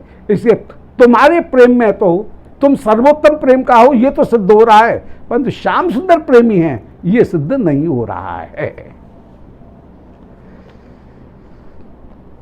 तो प्रत्यायने यद अस्ति युक्ति अति प्रभाव, यदि समझाने में तुम्हारी युक्तियां अत्यंत प्रभावशाली हैं तो किंबालिते कथमिदम न वयम प्रतिमः, हे सखी तेरे वचन के ऊपर हम क्यों नहीं विश्वास करेंगे। नोचित प्रियस्तव गुणार्णव एव किंतु, अन्यथा हम ये कहेंगे कि भले तेरा प्यारा कितना भी गुण का समुद्र हो वो श्याम सुंदर, परंतु मेरी दृष्टि में वो प्रेम ही नहीं है। उसमें सारे गुण हैं ये मानने के लिए तैयार है, परंतु वो प्रेम ही नहीं कहलाएगा। श्याम सुंदर प्रेमी नहीं होते हैं। तुम भी प्रेम की समुद्र हो, तुम्हारा श्याम सुंदर भी गुणों का समुद्र है, परंतु श्याम सुंदर प्रेम ही नहीं है। यहां पर बस मेरा टेस्ट यही अड़ा, खाने को मांगे दही बड़ा। इसी बात पर अटकी हुई है कि श्याम सुंदर प्रेमी नहीं है, और सब मानने के लिए तैयार है हम, और सब मानने के लिए तैयार है। तुम प्रेमी हो, बहुत अच्छी, श्याम सुंदर गुणों के समुद्र हैं, परंतु फिर भी श्याम सुंदर प्रेमी नहीं हो सकते हैं। प्रेष्ठो परो भवति तस्य मनोन बुद्ध्या इत्येव भात्यनुभवा ध्वनि हंत यस्या सैवोच्यताम ननु परकाय मन प्रवेश विद्यावतीत परिहास विदा त्वयाद्य। श्री राधिका बोल रही हैं, राधिका उत्तर दे रही हैं इस बात का कि प्रेष्ठो परो भवति। बोले अरे कैसे तुझे समझाऊं, मेरी बात नहीं मान रही है तू, तुझे कैसे समझाऊं। तू यही कही जा रही है कि प्रेष्ठ परो भवति, कि प्यारा तो दूसरा होता है। अरे कैसे तुझे बताऊं कि श्याम सुंदर दूसरे नहीं हैं। अब शिवप्रिया जी के पास में कोई उत्तर नहीं है तो फिर कैसे झुझला करके जैसे कह रही हैं। बोले तू कही जा रही है कि प्रेष्ठ परो भवति, प्रेमी तो दूसरा हुआ करता है। अरे जगत के प्रेमी दूसरे हुए होते होंगे, पति पत्नी पहले दूसरे हुए होंगे और उनको किसी घटक के माध्यम से उनको एक स्पाउस बना दिया जाता है, एक उनको एक संगठित एक व्यक्ति बना दिया जाता है, एक परिवार बना दिया जाता है। परंतु हमारे साथ में ये बात नहीं है। श्री कृष्ण जी कहिए मेरे साथ में ये नहीं है कि किसी ने मिला करके हमको कृष्ण को मिला करके एक किया, कोई घटक किसी माध्यम के माध्यम से हम दोनों एक हुए हों, ऐसा नहीं है। जगत के जितने भी जोड़ा हैं वे सब किसी माध्यम के मात्र के द्वारा कहीं मिलाकर के एक किए होंगे, परंतु हम ऐसे नहीं हैं, हम स्वरूपतः एक होकर के विराजमान हैं। तो प्रेष्ठ परो भवति, तू बस रट लगाए हुए है कि प्यारा तो दूसरा होता है, अलग होता है, जबकि मेरे साथ में ऐसा नहीं है, मेरा प्यारा मुझसे अलग नहीं है। तस्य मनोन बुद्धिया, यदि ये बात मान ली जाए कि प्यारा पराया होता है तब तो ये बात कही जा सकती है कि प्यारे के मन की बात को नहीं जाना जा सकता है। जब हम दोनों एक हैं तो प्यारे के मन की बात को मैं कैसे नहीं जानूंगी और मेरे मन की बात को प्यारे कैसे नहीं जानेंगे। अरे तू इस बात पर विश्वास करना कि हम दोनों एक हैं। इत्येव भाति अनुभवा ध्वनि हंत यस्या, तेरे शरीर के जो बाहरी लोग हैं वे ये विचार करते हैं कि पति अलग वस्तु है, अलग जीव है, पत्नी अलग जीव है, और दोनों को किसी घटक ने, किसी पुरोहित ने उन दोनों को मिला करके एक कर दिया है, उनको पति पत्नी बना दिया है, दंपति बना दिया है। इसलिए पति के मन की बात को पत्नी और पत्नी के मन की बात को पति पूरी तरह से नहीं जान सकता है। इत्येव भाति अनुभवा ध्वनि, तेरे दिमाग में, अनुभव में यही बात घुसी हुई है। सही बोच्यताम, तू उससे कहना न पर का है मन प्रवेश विद्यावती, कि उसको तो ये आरोप लगाया जा सकता है कि तू दूसरे के मन की बात को कैसे जान गई। तू मेरे ऊपर जो आरोप लगा रही है कि श्याम सुंदर के मन की बात को कैसे जान गई, कि मेरा हित करने के लिए, मेरी महिमा को दिखाने के लिए श्याम सुंदर ने मेरा त्याग किया, या चंद्रावली जी के कुंज में होने पर भी वे मेरा ध्यान कर रहे थे, ये बात तुझे कैसे पता लगा? क्या तू कोई योग विद्या जानती है क्या कि श्याम सुंदर के मन की बात को जान जाएगी? तो परिहास विदात तो याद दियो। अरे सखी क्यों मेरी हंसी उड़ा रही है? ये परिहास मत कर, मैं परिहास की बात नहीं कर रही हूं। तत्वतः मैं और श्याम सुंदर दोनों एक हैं। श्री कृष्ण बोले कि राधे सदा विलपितम किमित त्वयेच्चयी। बोले मैं यों ही नहीं कह रही हूं, कह रही हूं कुछ भी समझ लो कि मैं अब गोपी वेश बन के आप अब आए हुए हैं, कह रहे हैं देवांगना के वेश में कि राधे सदा विलपितम किमितम त्वयेच्चयी, कि जिस समय श्याम सुंदर तुम्हारी कुंज में नहीं आए, यदि तुम श्याम सुंदर के मन की बात जानती होती तो कभी विलाप नहीं करती, परंतु मैंने देखा कि तुम विलाप कर रही हो। इसका मतलब है तुम नहीं जानती हो, तभी तो तुम विलाप कर रही थी। यह तुमको यह पता होता कि श्याम सुंदर मुझका चित्त मुझ में लगा हुआ है तो फिर विलाप ही नहीं करती। इसलिए इस हेतु को देख करके ये तर्क होता है कि श्याम सुंदर तुम दो अलग अलग हो, दो एक नहीं हो। ज्ञात्वा हृदय से सुखनी कथमेव नाभू, जब श्याम सुंदर के मन की बात को तुम जानती ही थी तो तुमको सुखी होना चाहिए था, परंतु तुम सुखी क्यों नहीं हुई? श्री राधिका उत्तर दे रही हैं कि अरे बहना, अरे वीर, अरे सखी, सत्यम ब्रह्मीषि, मैं सौगंध खा करके कह रही हूं कि अपने इष्ट की सौगंध खा करके कह रही हूं, श्री सूर्य भगवान मेरे स्वामी जो इष्ट हैं उनकी, अपने इष्ट की सौगंध खा करके कह रही हूं, सत्यम ब्रह्मीषि अपितु देव्य अवधेय कापी। अरे देवी, तू इस बात को तू नहीं समझेगी। शक्तिर विवेक भिद अभूत अदर्शनस्यो, ये विरह की एक ऐसा प्रभाव है कि विरह में ऐसी शक्ति है कि वो अविवेक को उत्पन्न कर देती है। यद्यपि मैं और श्याम सुंदर दोनों एक हैं, श्याम सुंदर की बात को मैं जानती हूं, परंतु विरह ऐसी वस्तु है कि विरह हमारे हृदय में अविवेक प्रस्तुत कर देता है और मैं इस बात को कहीं भूल जाती हूं कि श्याम सुंदर मुझ में ही आ सकते हैं। अब ये प्रेम का स्वभाव है, तूने जिसने अनुभव किया है वो जानेगा, जिसने अनुभव नहीं किया है वो क्या जानेगा। कि प्यारे के मन की बात को जानते हुए भी कि प्यारे और मैं दोनों एक हैं, फिर भी मैं जो विलाप कर रही हूं वो इसलिए विलाप करती हूं कि विरह का यह स्वभाव है कि वह विवेक को हटा देता है। विरह में विवेक नहीं रहता है, इसलिए मैं विलाप कर रही थी। दोबारा सुन लें। राधे तदा विलपितम किमिति, हे श्री राधिके कृष्ण के वियोग में तुमने विलाप क्यों किया? उच्च ज्ञात्वा हृदय से, तुम श्याम सुंदर के मन की बात को जानती ही थी तो तुमको विलाप नहीं करना चाहिए था। और सुखनी कथम एवं न अभु, तुम सुखी क्यों नहीं हुई? तो श्री राधिका उत्तर देती हैं, सत्यम ब्रवीषि, तू सत्य कह रही है। सत्यम कहने का मतलब है, न्याय में सत्यम का प्रयोग जहां किया जाता है अर्ध स्वीकृति। तुम जो कह रहे हो वो बात ठीक है, परंतु लगते ही सब खत्म। तो न्याय में जहां सत्यम का प्रयोग किया जाता है इसका मतलब है अर्ध स्वीकृति, आधी बात स्वीकार करेंगे परंतु कंडीशनल, फिर उसमें कंडीशन लगाएंगे। तो सत्यम ब्रवीषि, तू सही कह रही है। अपितु देवी अवधेही, अरे देवी तू मेरी बात को समझ कि काप शक्ति अदर्शनस्यो, अदर्शन में प्यारे के वियोग में कोई ऐसी शक्ति है जो विवेक भित, सारे विवेक को काट देने वाली होती है। माने विरह में ये शक्ति है कि वह विवेक को मिटा देती है। त्वं वेश्य तन मन यहास्तुन में विवाद, ये आदर्शन में शक्ति है कि वो विवेक को समाप्त कर देती है। इसीलिए प्रेमी सदा अनिष्ट की आशंका करता रहता है।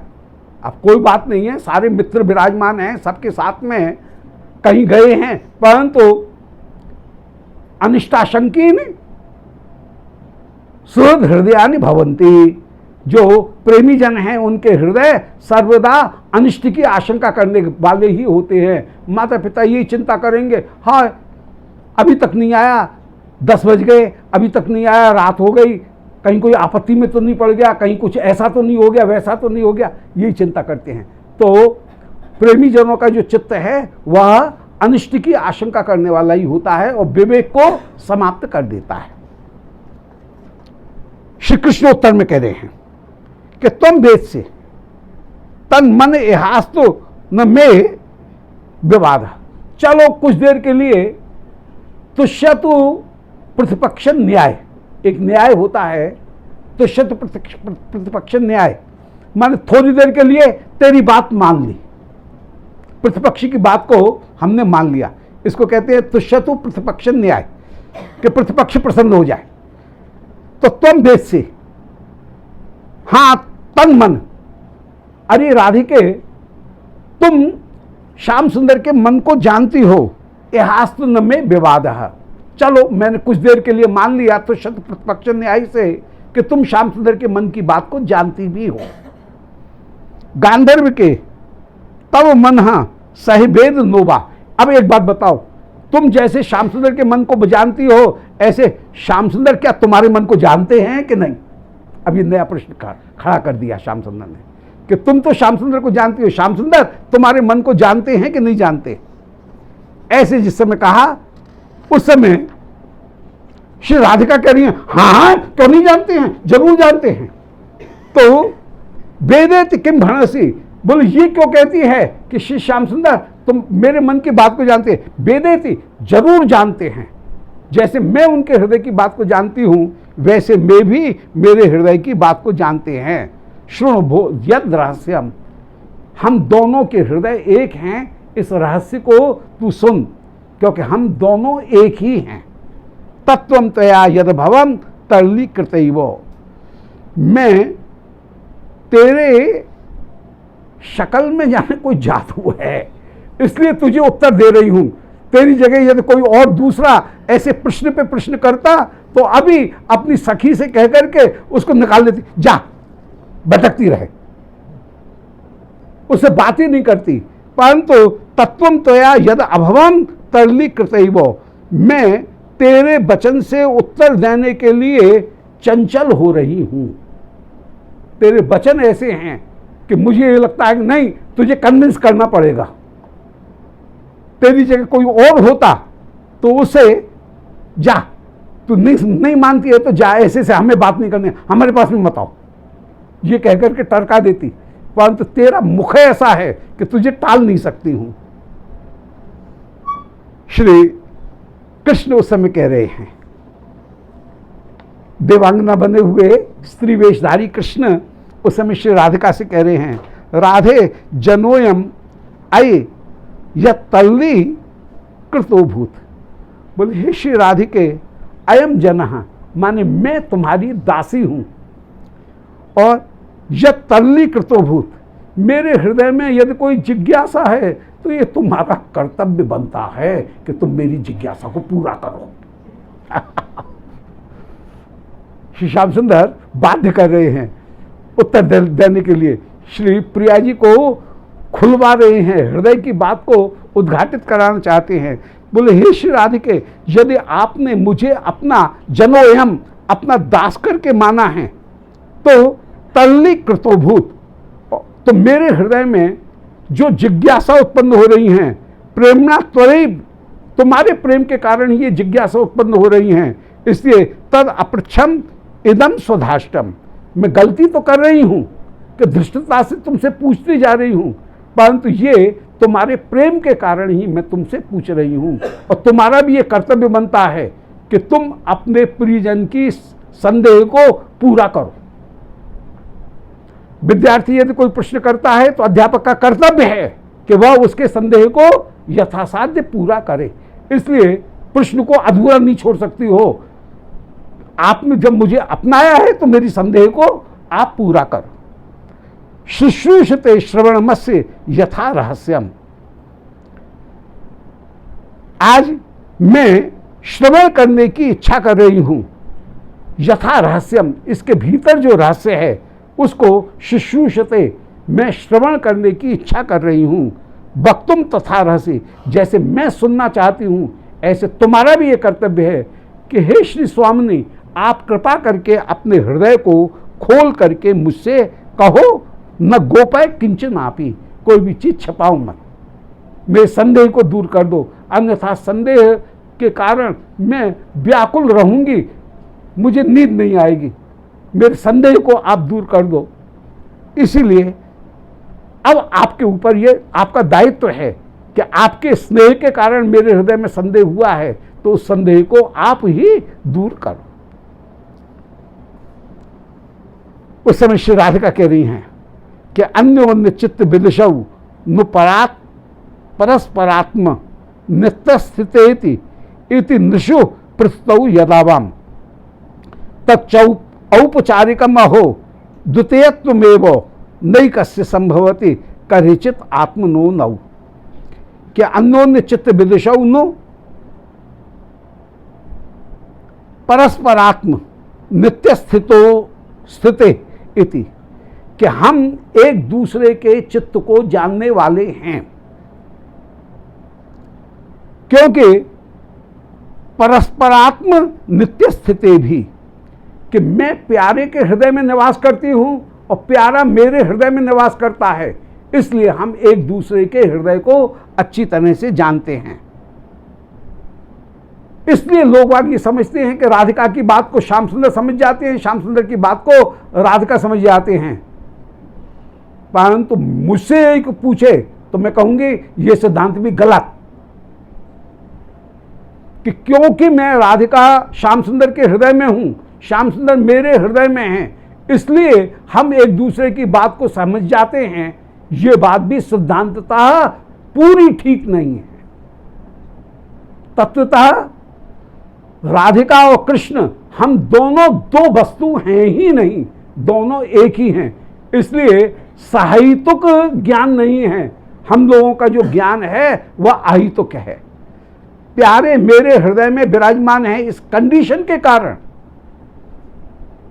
प्यारे के हृदय की बात को मैं जान गई, ये बात कहीं कंडीशनल है, ये बात साहित्यक है, मुख्य बात नहीं है।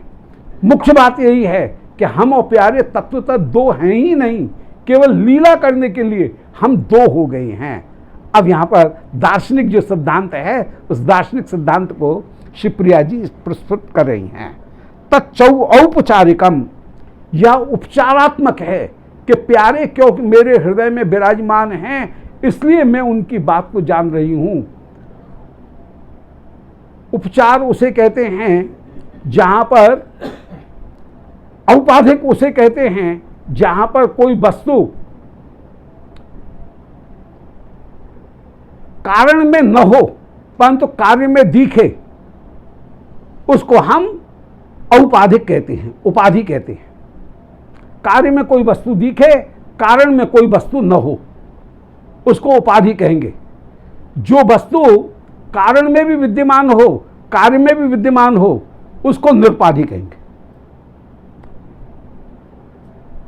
जैसे श्यामोयम दाक्षीपुत्र, दाक्षीपुत्रत्वात्, ये जो पुत्र है यह इसलिए काला है क्योंकि इसकी मां काली है। न्यायशास्त्र कहता है गलत, ये मुख्य कारण नहीं है। तत्वतः बालक के काले होने का कारण यह है कि शाकपात पत्र भोजनत्वात्, गर्भ अवस्था में इसने कैल्शियम ज्यादा खाई है, शाक पत्ते ज्यादा खाए हैं, इसलिए बालक काला हुआ है। यदि इसकी मां गर्भ अवस्था में यदि अच्छा भोजन करती, गोरी गोरी जो पदार्थ हैं उनको खाती, तो बालक भी गोरा होता। क्योंकि इसने शाक पत्र ज्यादा खाए इसलिए बालक सांवला हुआ। तो दाक्षी पुत्र होने के कारण ये बालक काला हुआ ऐसा नहीं कहा जा सकता है। तत्वतः काले होने का जो कारण है वह शाकपत्र भोजन है। तो जो वस्तु कहीं हेतु में तो विद्यमान हो, सपक्ष में भी विद्यमान हो, तो उसको कहा जाएगा अहितुक कारण। और जो कार्य में तो विद्यमान हो परंतु कारण में विद्यमान न हो, उसको हम कहेंगे हेत्वाभास। वह हेत्वाभास हो जाएगा। तो ये हेत्वाभास का कहीं लक्षण है, ये मुख्य लक्षण नहीं है। तो तच्च औपचारिकम, श्याम सुंदर क्योंकि चित्त में है इसलिए श्याम सुंदर की बात को जान गए, ये बात औपाधिक है, ये बात मुख्य नहीं है, यह आहित की नहीं है, यह साहित्य है, यह कहीं हेत्वाभास है, मुख्य वस्तु नहीं है। मुख्य वस्तु क्या है कि मैं और श्याम सुंदर दो हैं ही नहीं। हम जब एक ही हैं, एक ही तत्व हैं, तो श्याम सुंदर की बात को मैं सहज में ही पहचान लूंगी। नई कस्य संभवते करिचित आत्मनु नौ, हम दोनों में कभी दोपना है ही नहीं, हम दोनों तत्वतः एक हैं। बोल कैसे? अब श्री प्रिया जी यहां पर सिद्धांत प्रस्तुत कर रहे हैं कि जो एक प्रेम तत्व है वो एक प्रेम तत्व ही चार रूपों में अपने आप को प्रकट कर रहा है। प्रिया, लाल, सहचरी और वृंदावन, जो एक लीला तत्व है, जो हित तत्व है, जो लीला तत्व है, वह लीला तत्व ही अपने आप को चार रूपों में प्रकट करता है। प्रिया आश्रय, लाल विषय, सहचरी सामाजिक और वृंदावन उद्दीपन विभाव। ये चार वस्तु एक नहीं है। प्रिया शक्ति आह्लादनी, प्रिय आनंद स्वरूप, तन वृंदावन जगमगे, इच्छा सखी अनूप। ये प्रिया, लाल, सहचरी, वृंदावन, यही चार तत्व मिल करके एक होकर के विराजमान, उसी हित तत्व का कहीं संकलित जो स्वरूप होगा, वो संकलित स्वरूप उसको ही कहीं मूर्तिमान स्वरूप दिया जाए तो उसको ही हरि वंश, इस तरह से कहीं ध्रुवदास जी ने व्याख्या की। ह माने हरि, र माने राधिका, ब माने बम माने बन, और स माने सखी। इन चारों का जो एक तत्व है हित तत्व, उसका स्वरूप ही हर कहीं हित तत्व होकर के विराजमान हैं। वह हरि, राधिका, सखी और वृंदावन, ये चार एक तत्व होकर के विराजमान। इसी को कहीं श्री महावाणी जी में वर्णन किया कि प्रिया शक्ति आह्लादनी, प्रिय आनंद स्वरूप, तन वृंदावन जगमगे, इच्छा सखी अनूप। तो प्रिया, लाल, सहचरी, वृंदावन, ये चारों एक तत्व होकर के ही विराजमान हैं। रासोत्सव संप्रवृत्त गोपी मंडल मंडित योगेश्वर कृष्ण तासा मध्य देव। गौड़ीय विद्वानों ने भी यही सिद्धांत प्रस्तुत किया कि उत्सव जो है वही प्रिया, लाल, सहचरी और वृंदावन चार रूपों में कहीं प्रस्तुत हो गया है। तो हम दोनों एक हैं। अब श्री प्रिया जी कह रही हैं कि एक आत्मनीह रसपूर्ण तमेत्यगाधे, एक आश संग्रसितमेव तनुद्वयम नौ, कस्मिंश्च देख सरसीह चकास देख, नालोत्थमब्ज युगलम खलु नील पीतम। के अरि सखी, वृंदावन एक सरोवर है, रस का सरोवर है। इस रस के सरोवर में लीला रूपी एक कमल उत्पन्न हुआ। सरोवर में एक कमल उत्पन्न हुआ। अब एक कमल में कभी कभी दो डाली निकली। एक तना जो है, उस एक तना में दो डाली निकली। एक डाली में एक फूल आया, वो है नीलकमल, और दूसरी डाली में जो फूल आया वही आया स्वर्ण कमल।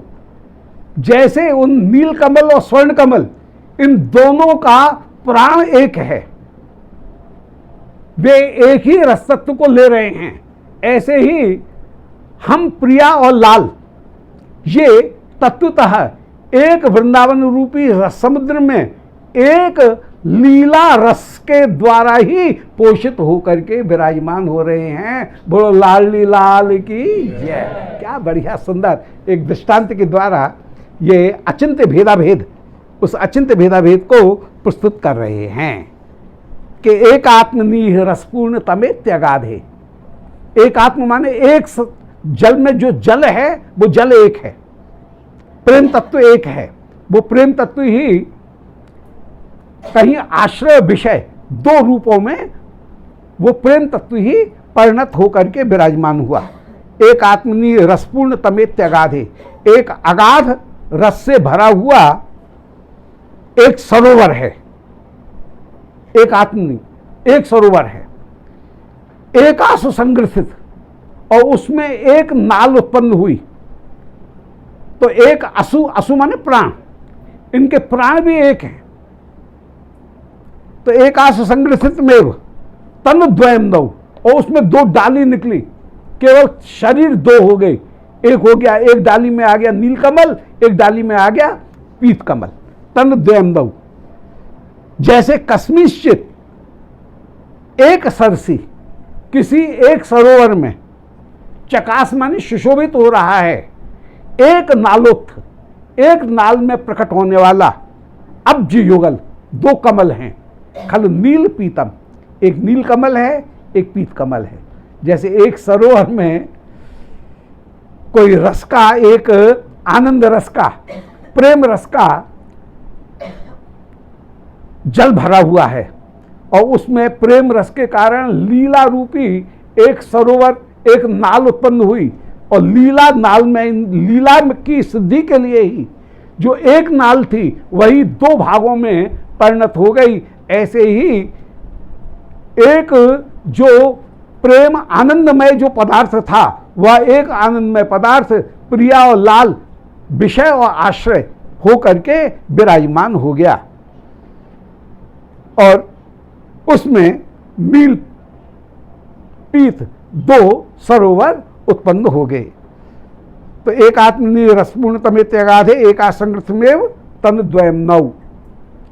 ये है एक जनरल सिद्धांत, और उसको विशेष के द्वारा यहाँ प्रस्तुत कर रहे हैं कि जैसे एक कमल में दो दृष्टांत के द्वारा निरूपण कर रहे हैं कि एक सरोवर में एक कमल हुआ, उसमें से दो डाली जो हैं वो दो डाली कहीं प्रकट हो रही हैं। नालोत्थम अब्जयुगलम खल नील पीतम।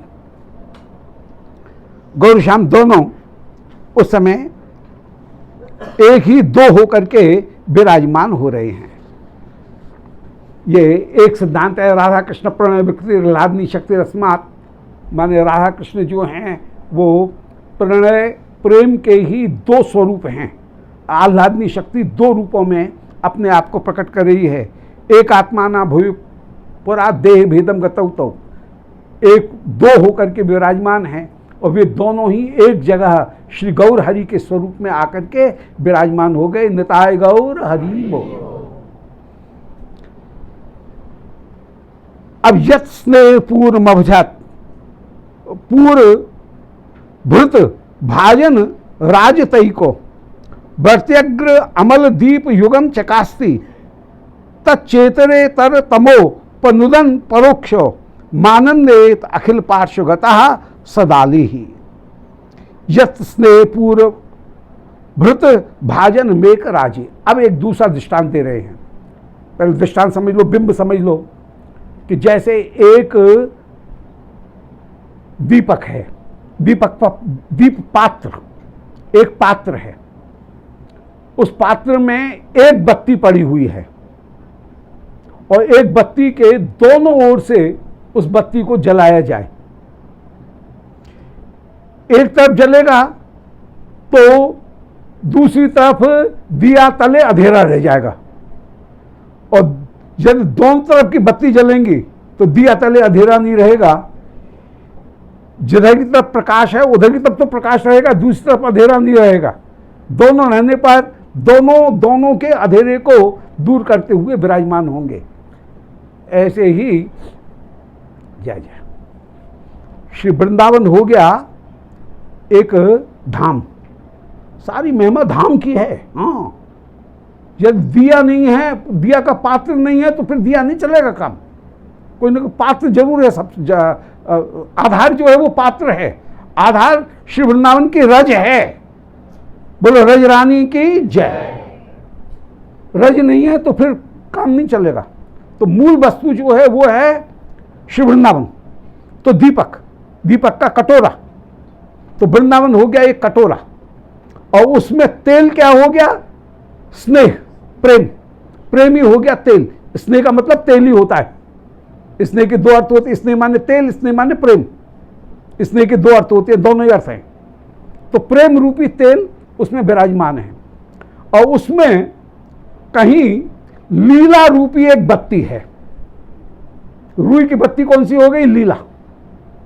वृंदावन हो गया कटोरा, स्नेह हो गया तेल, लीला हो गई एक रुई की बत्ती, और उसमें प्रिया और लाल ये हो गए दो शिखाएं, दो ज्वालाएं, और दोनों एक दूसरे के ताप को दूर करते हुए विराजमान हो रहे हैं।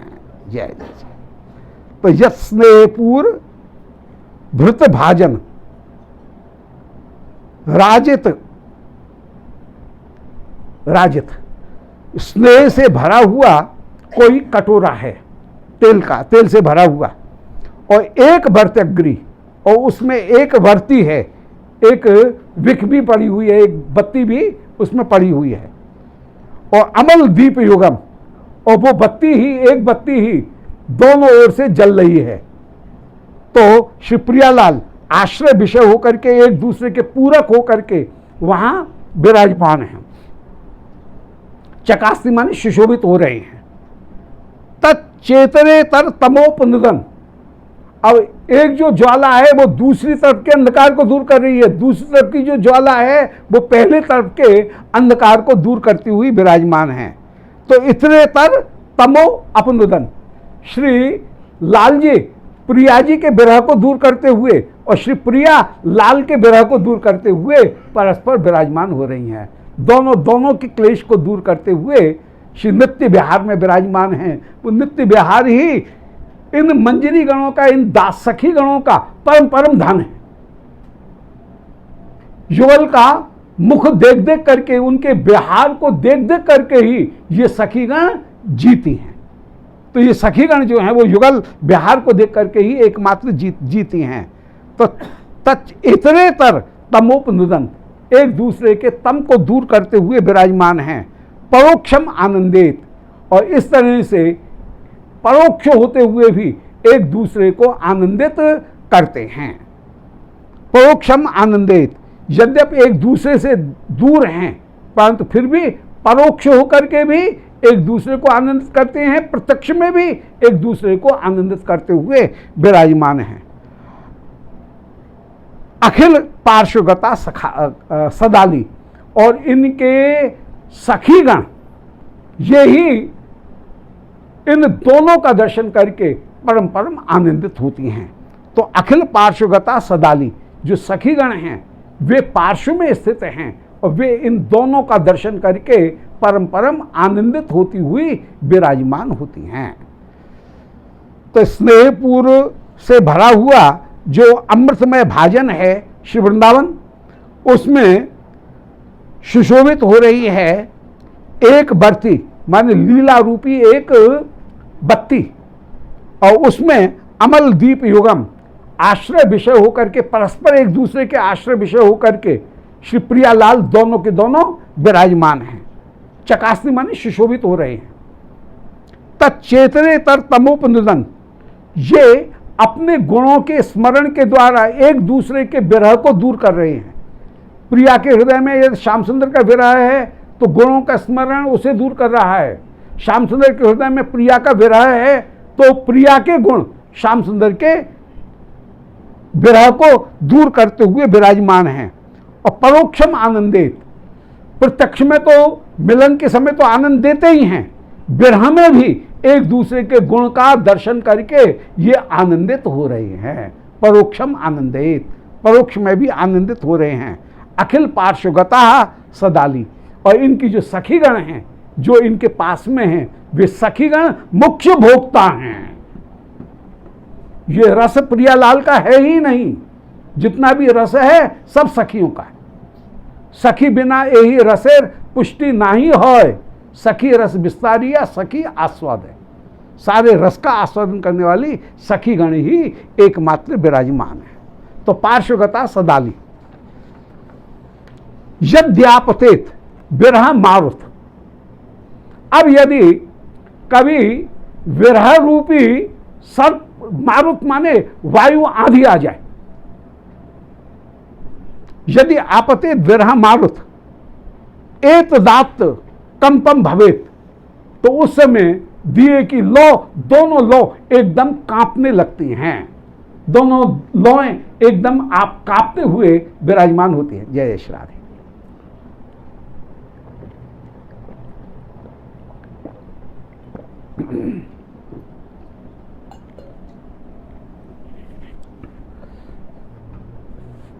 हाँ, तो यदि आपते विरह मारुत, विरह रूपी मारुत यदि आ जाए, तो एतत् माने ये दोनों देह आत्मकंपम भवेत, कांपने लग जाते हैं। युगपदे भजेत मूर्छाम, और तुरंत ही दोनों युगपत माने एक साथ मूर्छित भी हो जाते हैं। व्यग्रा सदाल्य, उस समय जितनी भी सखीगण हैं वे सखीगण भी व्याकुल हो जाएंगे। अब ऐसा समझ लो जैसे दीपक जल रहा है, वो कोई कांच का महल है, तो जो कांच के महल में जितने भी प्रतिबिंब दिख रहे हैं शीश महल में, वे सब भी कांपेंगे। ऐसी सखीगण हो गई कांच के महल, और वो दीपक जो है वह जैसे कांप रहा है। क्या विश्वनाथ चक्रवर्ती बिल्कुल रसिक चक्रवर्ती हैं, रस चक्रवर्ती होकर के विश्वनाथ चक्रवर्ती विराजमान है।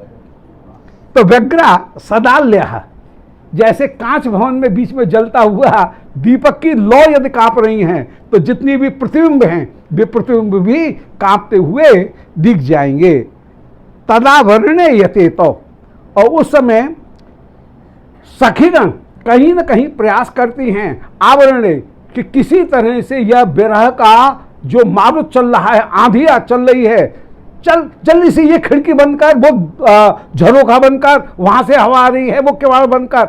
जैसे दीपक की हिलती हुई देख करके पहले आवरण करने का प्रयास किया जाता है, ऐसे ही ये सखीगण भी आवरणे यते, तो आवरण करने में प्रयास करती हैं। तत्सुस्थ एच, और उस समय हम दोनों के शरीर स्वस्थ हो जाते हैं। श्री प्रियालाल दोनों के शरीर स्वस्थ हो जाते हैं। और सुख सद्मगतम विधाय, और वे सखीगण किसी तरह से हमको सुख सद्म भवन में सुखासन के ऊपर विराजमान करती हैं। श्री महावाणी जी में सुखासन एक विशेष परिस्थिति है, विशेष लीला दर्शन है। जय जय श्री राधे। श्री प्रियालाल को सुखासन के ऊपर वे सखीगण विराजमान करती हैं। अद्भुत। तो सुख सद्म गतम विधाय, प्रियालाल को सुख सद्म में पहुंचा करके सुखासन के ऊपर वे सब सखीगण आनंद पूर्वक श्री प्रियालाल को विराजमान करती हैं, और प्रियालाल सुखासन पर विराजमान होते हैं। संदर्शितम यदि मध्य रहस्य रत्नम, हरी श्री किशोरी जी कह रही हैं कि अरे बहन, अरे सखी, संदर्शितम तदिदम, ये मैंने अपने रहस्य रत्न को तुझे खोल करके दिखा दिया। हाँ, किसी के सामने नहीं खोलती हूं, न जाने कैसे तेरे सामने ये खुल गया। तेरी शक्ल कुछ ऐसी है कि जो चीज परम गोपनीय थी वह भी तेरे सामने आज खुल गई है। संदर्शितम तदिदम अद्य रहस्य रत्नम, ये रहस्य रत्न सामने खुल गया है। स्वस्वांत संपुट वरम स्फुट मुद्घटयो, आज मेरे हृदय के भीतर जो रत्न था, स्वस्वांत हृदय रूपी संपुट में जो प्रेम रूपी रत्न था, इस संपुट में जो प्रेम, संपुट में जो प्रेम रूपी रत्न था, प्रेम का संपुट है, इस हृदय रूपी संपुट में प्रेम रूपी जो रत्न था, जो प्रेम संपुट था उसको आज मुद्घटइयो, मैंने खोल करके तुझे दिखा दिया। आज के प्रवचन के प्रारंभ में जो 9 बिंदु थे, उन 9 बिंदुओं के द्वारा प्रेम तत्व का वर्णन, और यहां पर अंत में दार्शनिक सिद्धांत की दृष्टि से प्रियालाल 2 नहीं हैं, श्री कृष्ण और श्री राधिका दोनों, कृष्ण रूप श्री राधिका, राधे रूप श्री श्याम, दर्शन को ये 2 हैं एक ही सुख धाम। श्री महावाणी जी में सिद्धांत सुख में कई वर्णन कर रहे हैं इसी को, कि कृष्ण रूप श्री राधिका, राधे रूप श्री श्याम, दर्शन को ये 2 हैं दिखाने। कृष्ण प्रेममयी राधा, राधा प्रेममयो हरि, श्री जीव गोस्वामी जैसे वर्णन कर रहे हैं, ऐसे यहाँ पर दोनों एक होकर के विराजमान। सब सयान एक मत, रसकों की बुद्धि एक है। ये सांप्रदायिक जो बात है वो कहीं एक जगह है, परंतु रसकों ने जो आस्वादन किया है वो सब बैठ कर के आस्वादन किया है। और मेरा परिवार तो ऐसा रहा है जो कि सारे रसिक जनों का, बड़ों की जो परंपरा रही है वो तो ऐसी रही है कि वृंदावन के जितने भी रसिक जन, उन सबों के परम कृपा पात्र, स्नेह पात्र रहे हैं। हमारा जो परिवार है वो तो सबका, नंबर के लोग परम प्राण धन करके, राधा वल्लभ परम प्राण धन करके अपने आप को मानते रहे। राधा वल्लभ जी तो हमारे घर में 6 महीने विराजमान रहे, हमारे माथे विराजमान रहे। श्री राधामोहन लाल परम धन होकर के विराजमान। तो ये जो परिवार है, ये परिवार तो बड़ा उदार परिवार रहा। कभी सांप्रदायिक जो सीमाएं हैं उनमें बध करके रहने वाला परिवार नहीं है। रस को, सिद्धांत को कहीं स्वीकार करने वाला ये परिवार रहा है। बड़ों की जो पद्धति रही है वो अद्भुत रही है। तो संदर्शितम, इसलिए कभी संकोच नहीं होता है कहीं किसी की रसिक की वाणी प्रस्तुत करने में, कभी कोई संकोच नहीं होता कि ये पराया है कि अपना है। सब अपने ही है, रसिक जन सब एक हैं। इस सिद्धांत को कहीं ना कहीं रसिक जनों ने पहले सदा से स्वीकार किया है, और सब मिलकर के सारे रसिक जन, सब संप्रदाय के एक साथ बैठ कर के कहीं विराजमान हुए। ये जो खींचातानी है सेक्टेरियन, वो तो बहुत बात की है। जो मूल रसिक जन रहे हैं वे तो सब बैठ कर के एक साथ, हरवंशी हरदासी सब सखी एक साथ बैठ कर के उस रस का आस्वादन लेती रही है। तो संदर्शितम तद इदम अद्य रहस्य रत्नम, मैंने इस रहस्य रत्न को तेरे सामने खोल करके रख दिया। स्वस्वांत संपुट वरम, मैंने अपने हृदय के संपुट को, इस हृदय रूपी संपुट को जिसमें प्रेम रूपी रत्न हैं, उसको खोल करके रख दिया।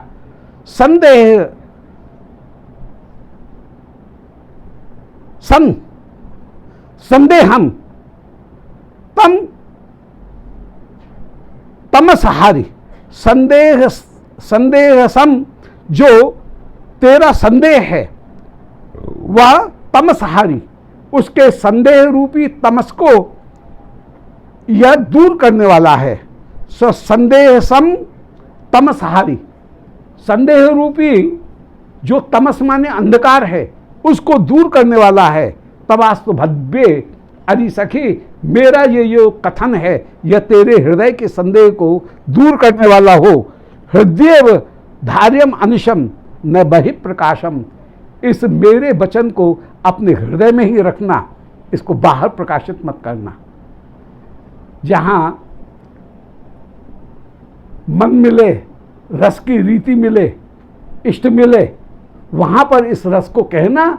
जहां इष्ट मिले और मन मिले, मिले भजन रस रीत, वहां पर इस रस सिद्धांत को कहना। जो जिसके इष्ट अलग हों, जहां पर मन नहीं मिलते हों, जहां रस की रीति नहीं हो, वहां पर ये सिद्धांत मत कहना। तो संदेहम सन, जो संदेह सम माने संदेह जो है उस संदेह को, तमसहारी वही अंधकार है, उसको दूर करने वाला है। भव्य हृदय धार्यम अनिशम, इसे हृदय में धारण करना। न बहि प्रकाश्यम, तो दूसरों के आगे इसको प्रकाशित मत करना। अधिकारी दिखें वहां पर इस संबंध, इस रहस्य को प्रकाशित करना।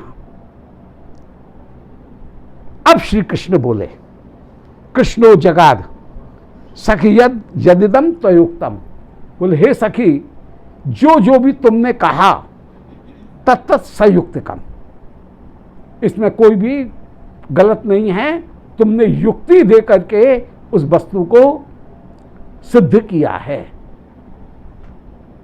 कहीं ना कहीं युक्ति दे करके तुमने वस्तु को सिद्ध किया। तो भक्ति मार्ग में ऋजु ज्ञान योग, ऋजु तर्क, ऋजु मीमांसा, इनका भी प्रयोग होता है। हठ योग का प्रयोग नहीं होगा, परंतु ऋजु योग का प्रयोग होगा। गूढ़ तर्क का प्रयोग नहीं होगा, परंतु स्वल्प तर्क उनका प्रयोग होगा।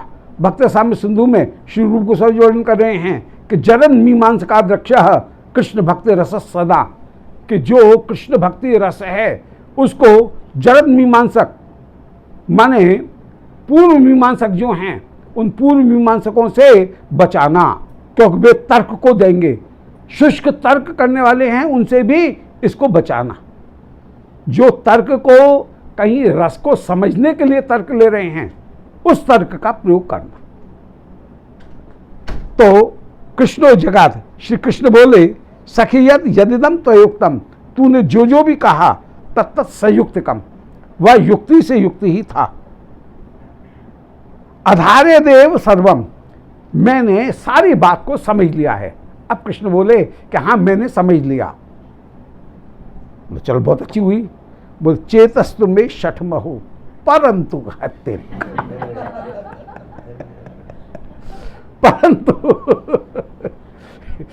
परंतु मेरा चित्त जो है वो बड़ा शठ है।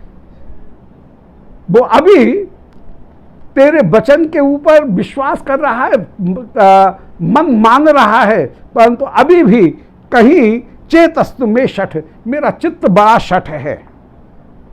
हठवर्ती वर्त में वश्यम, हठवर्ती और अवश्यम, मेरा जो चित्त है वो हठ में पड़ा हुआ है और अवश्यम अभी वशीभूत नहीं है।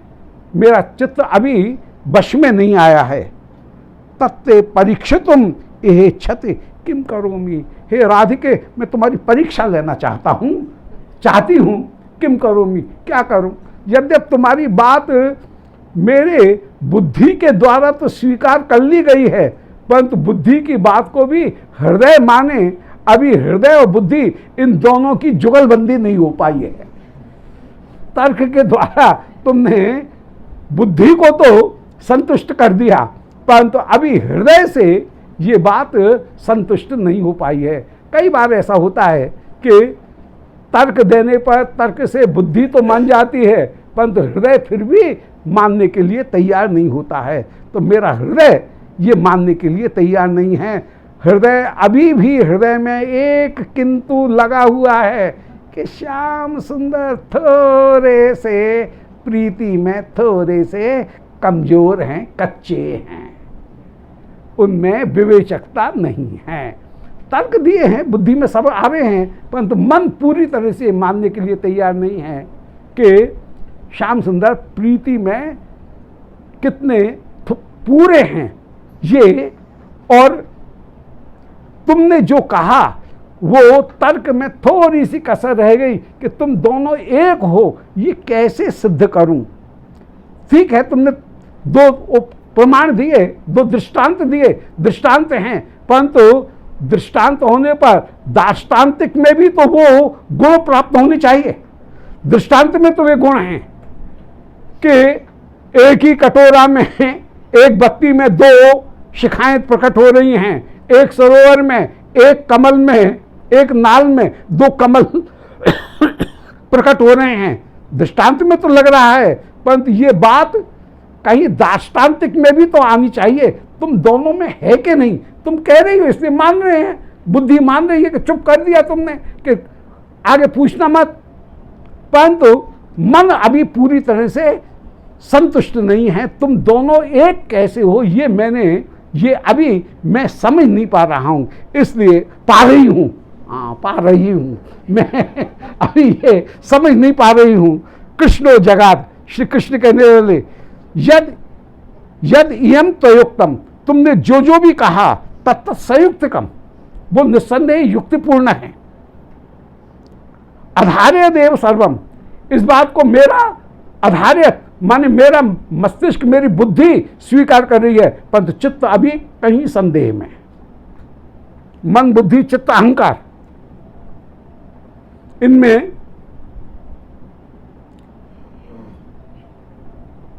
चित्त माने जो पहले देखी हुई किसी वस्तु को पहचान ले, रिकलेक्ट कर ले, उसका नाम चित्त है।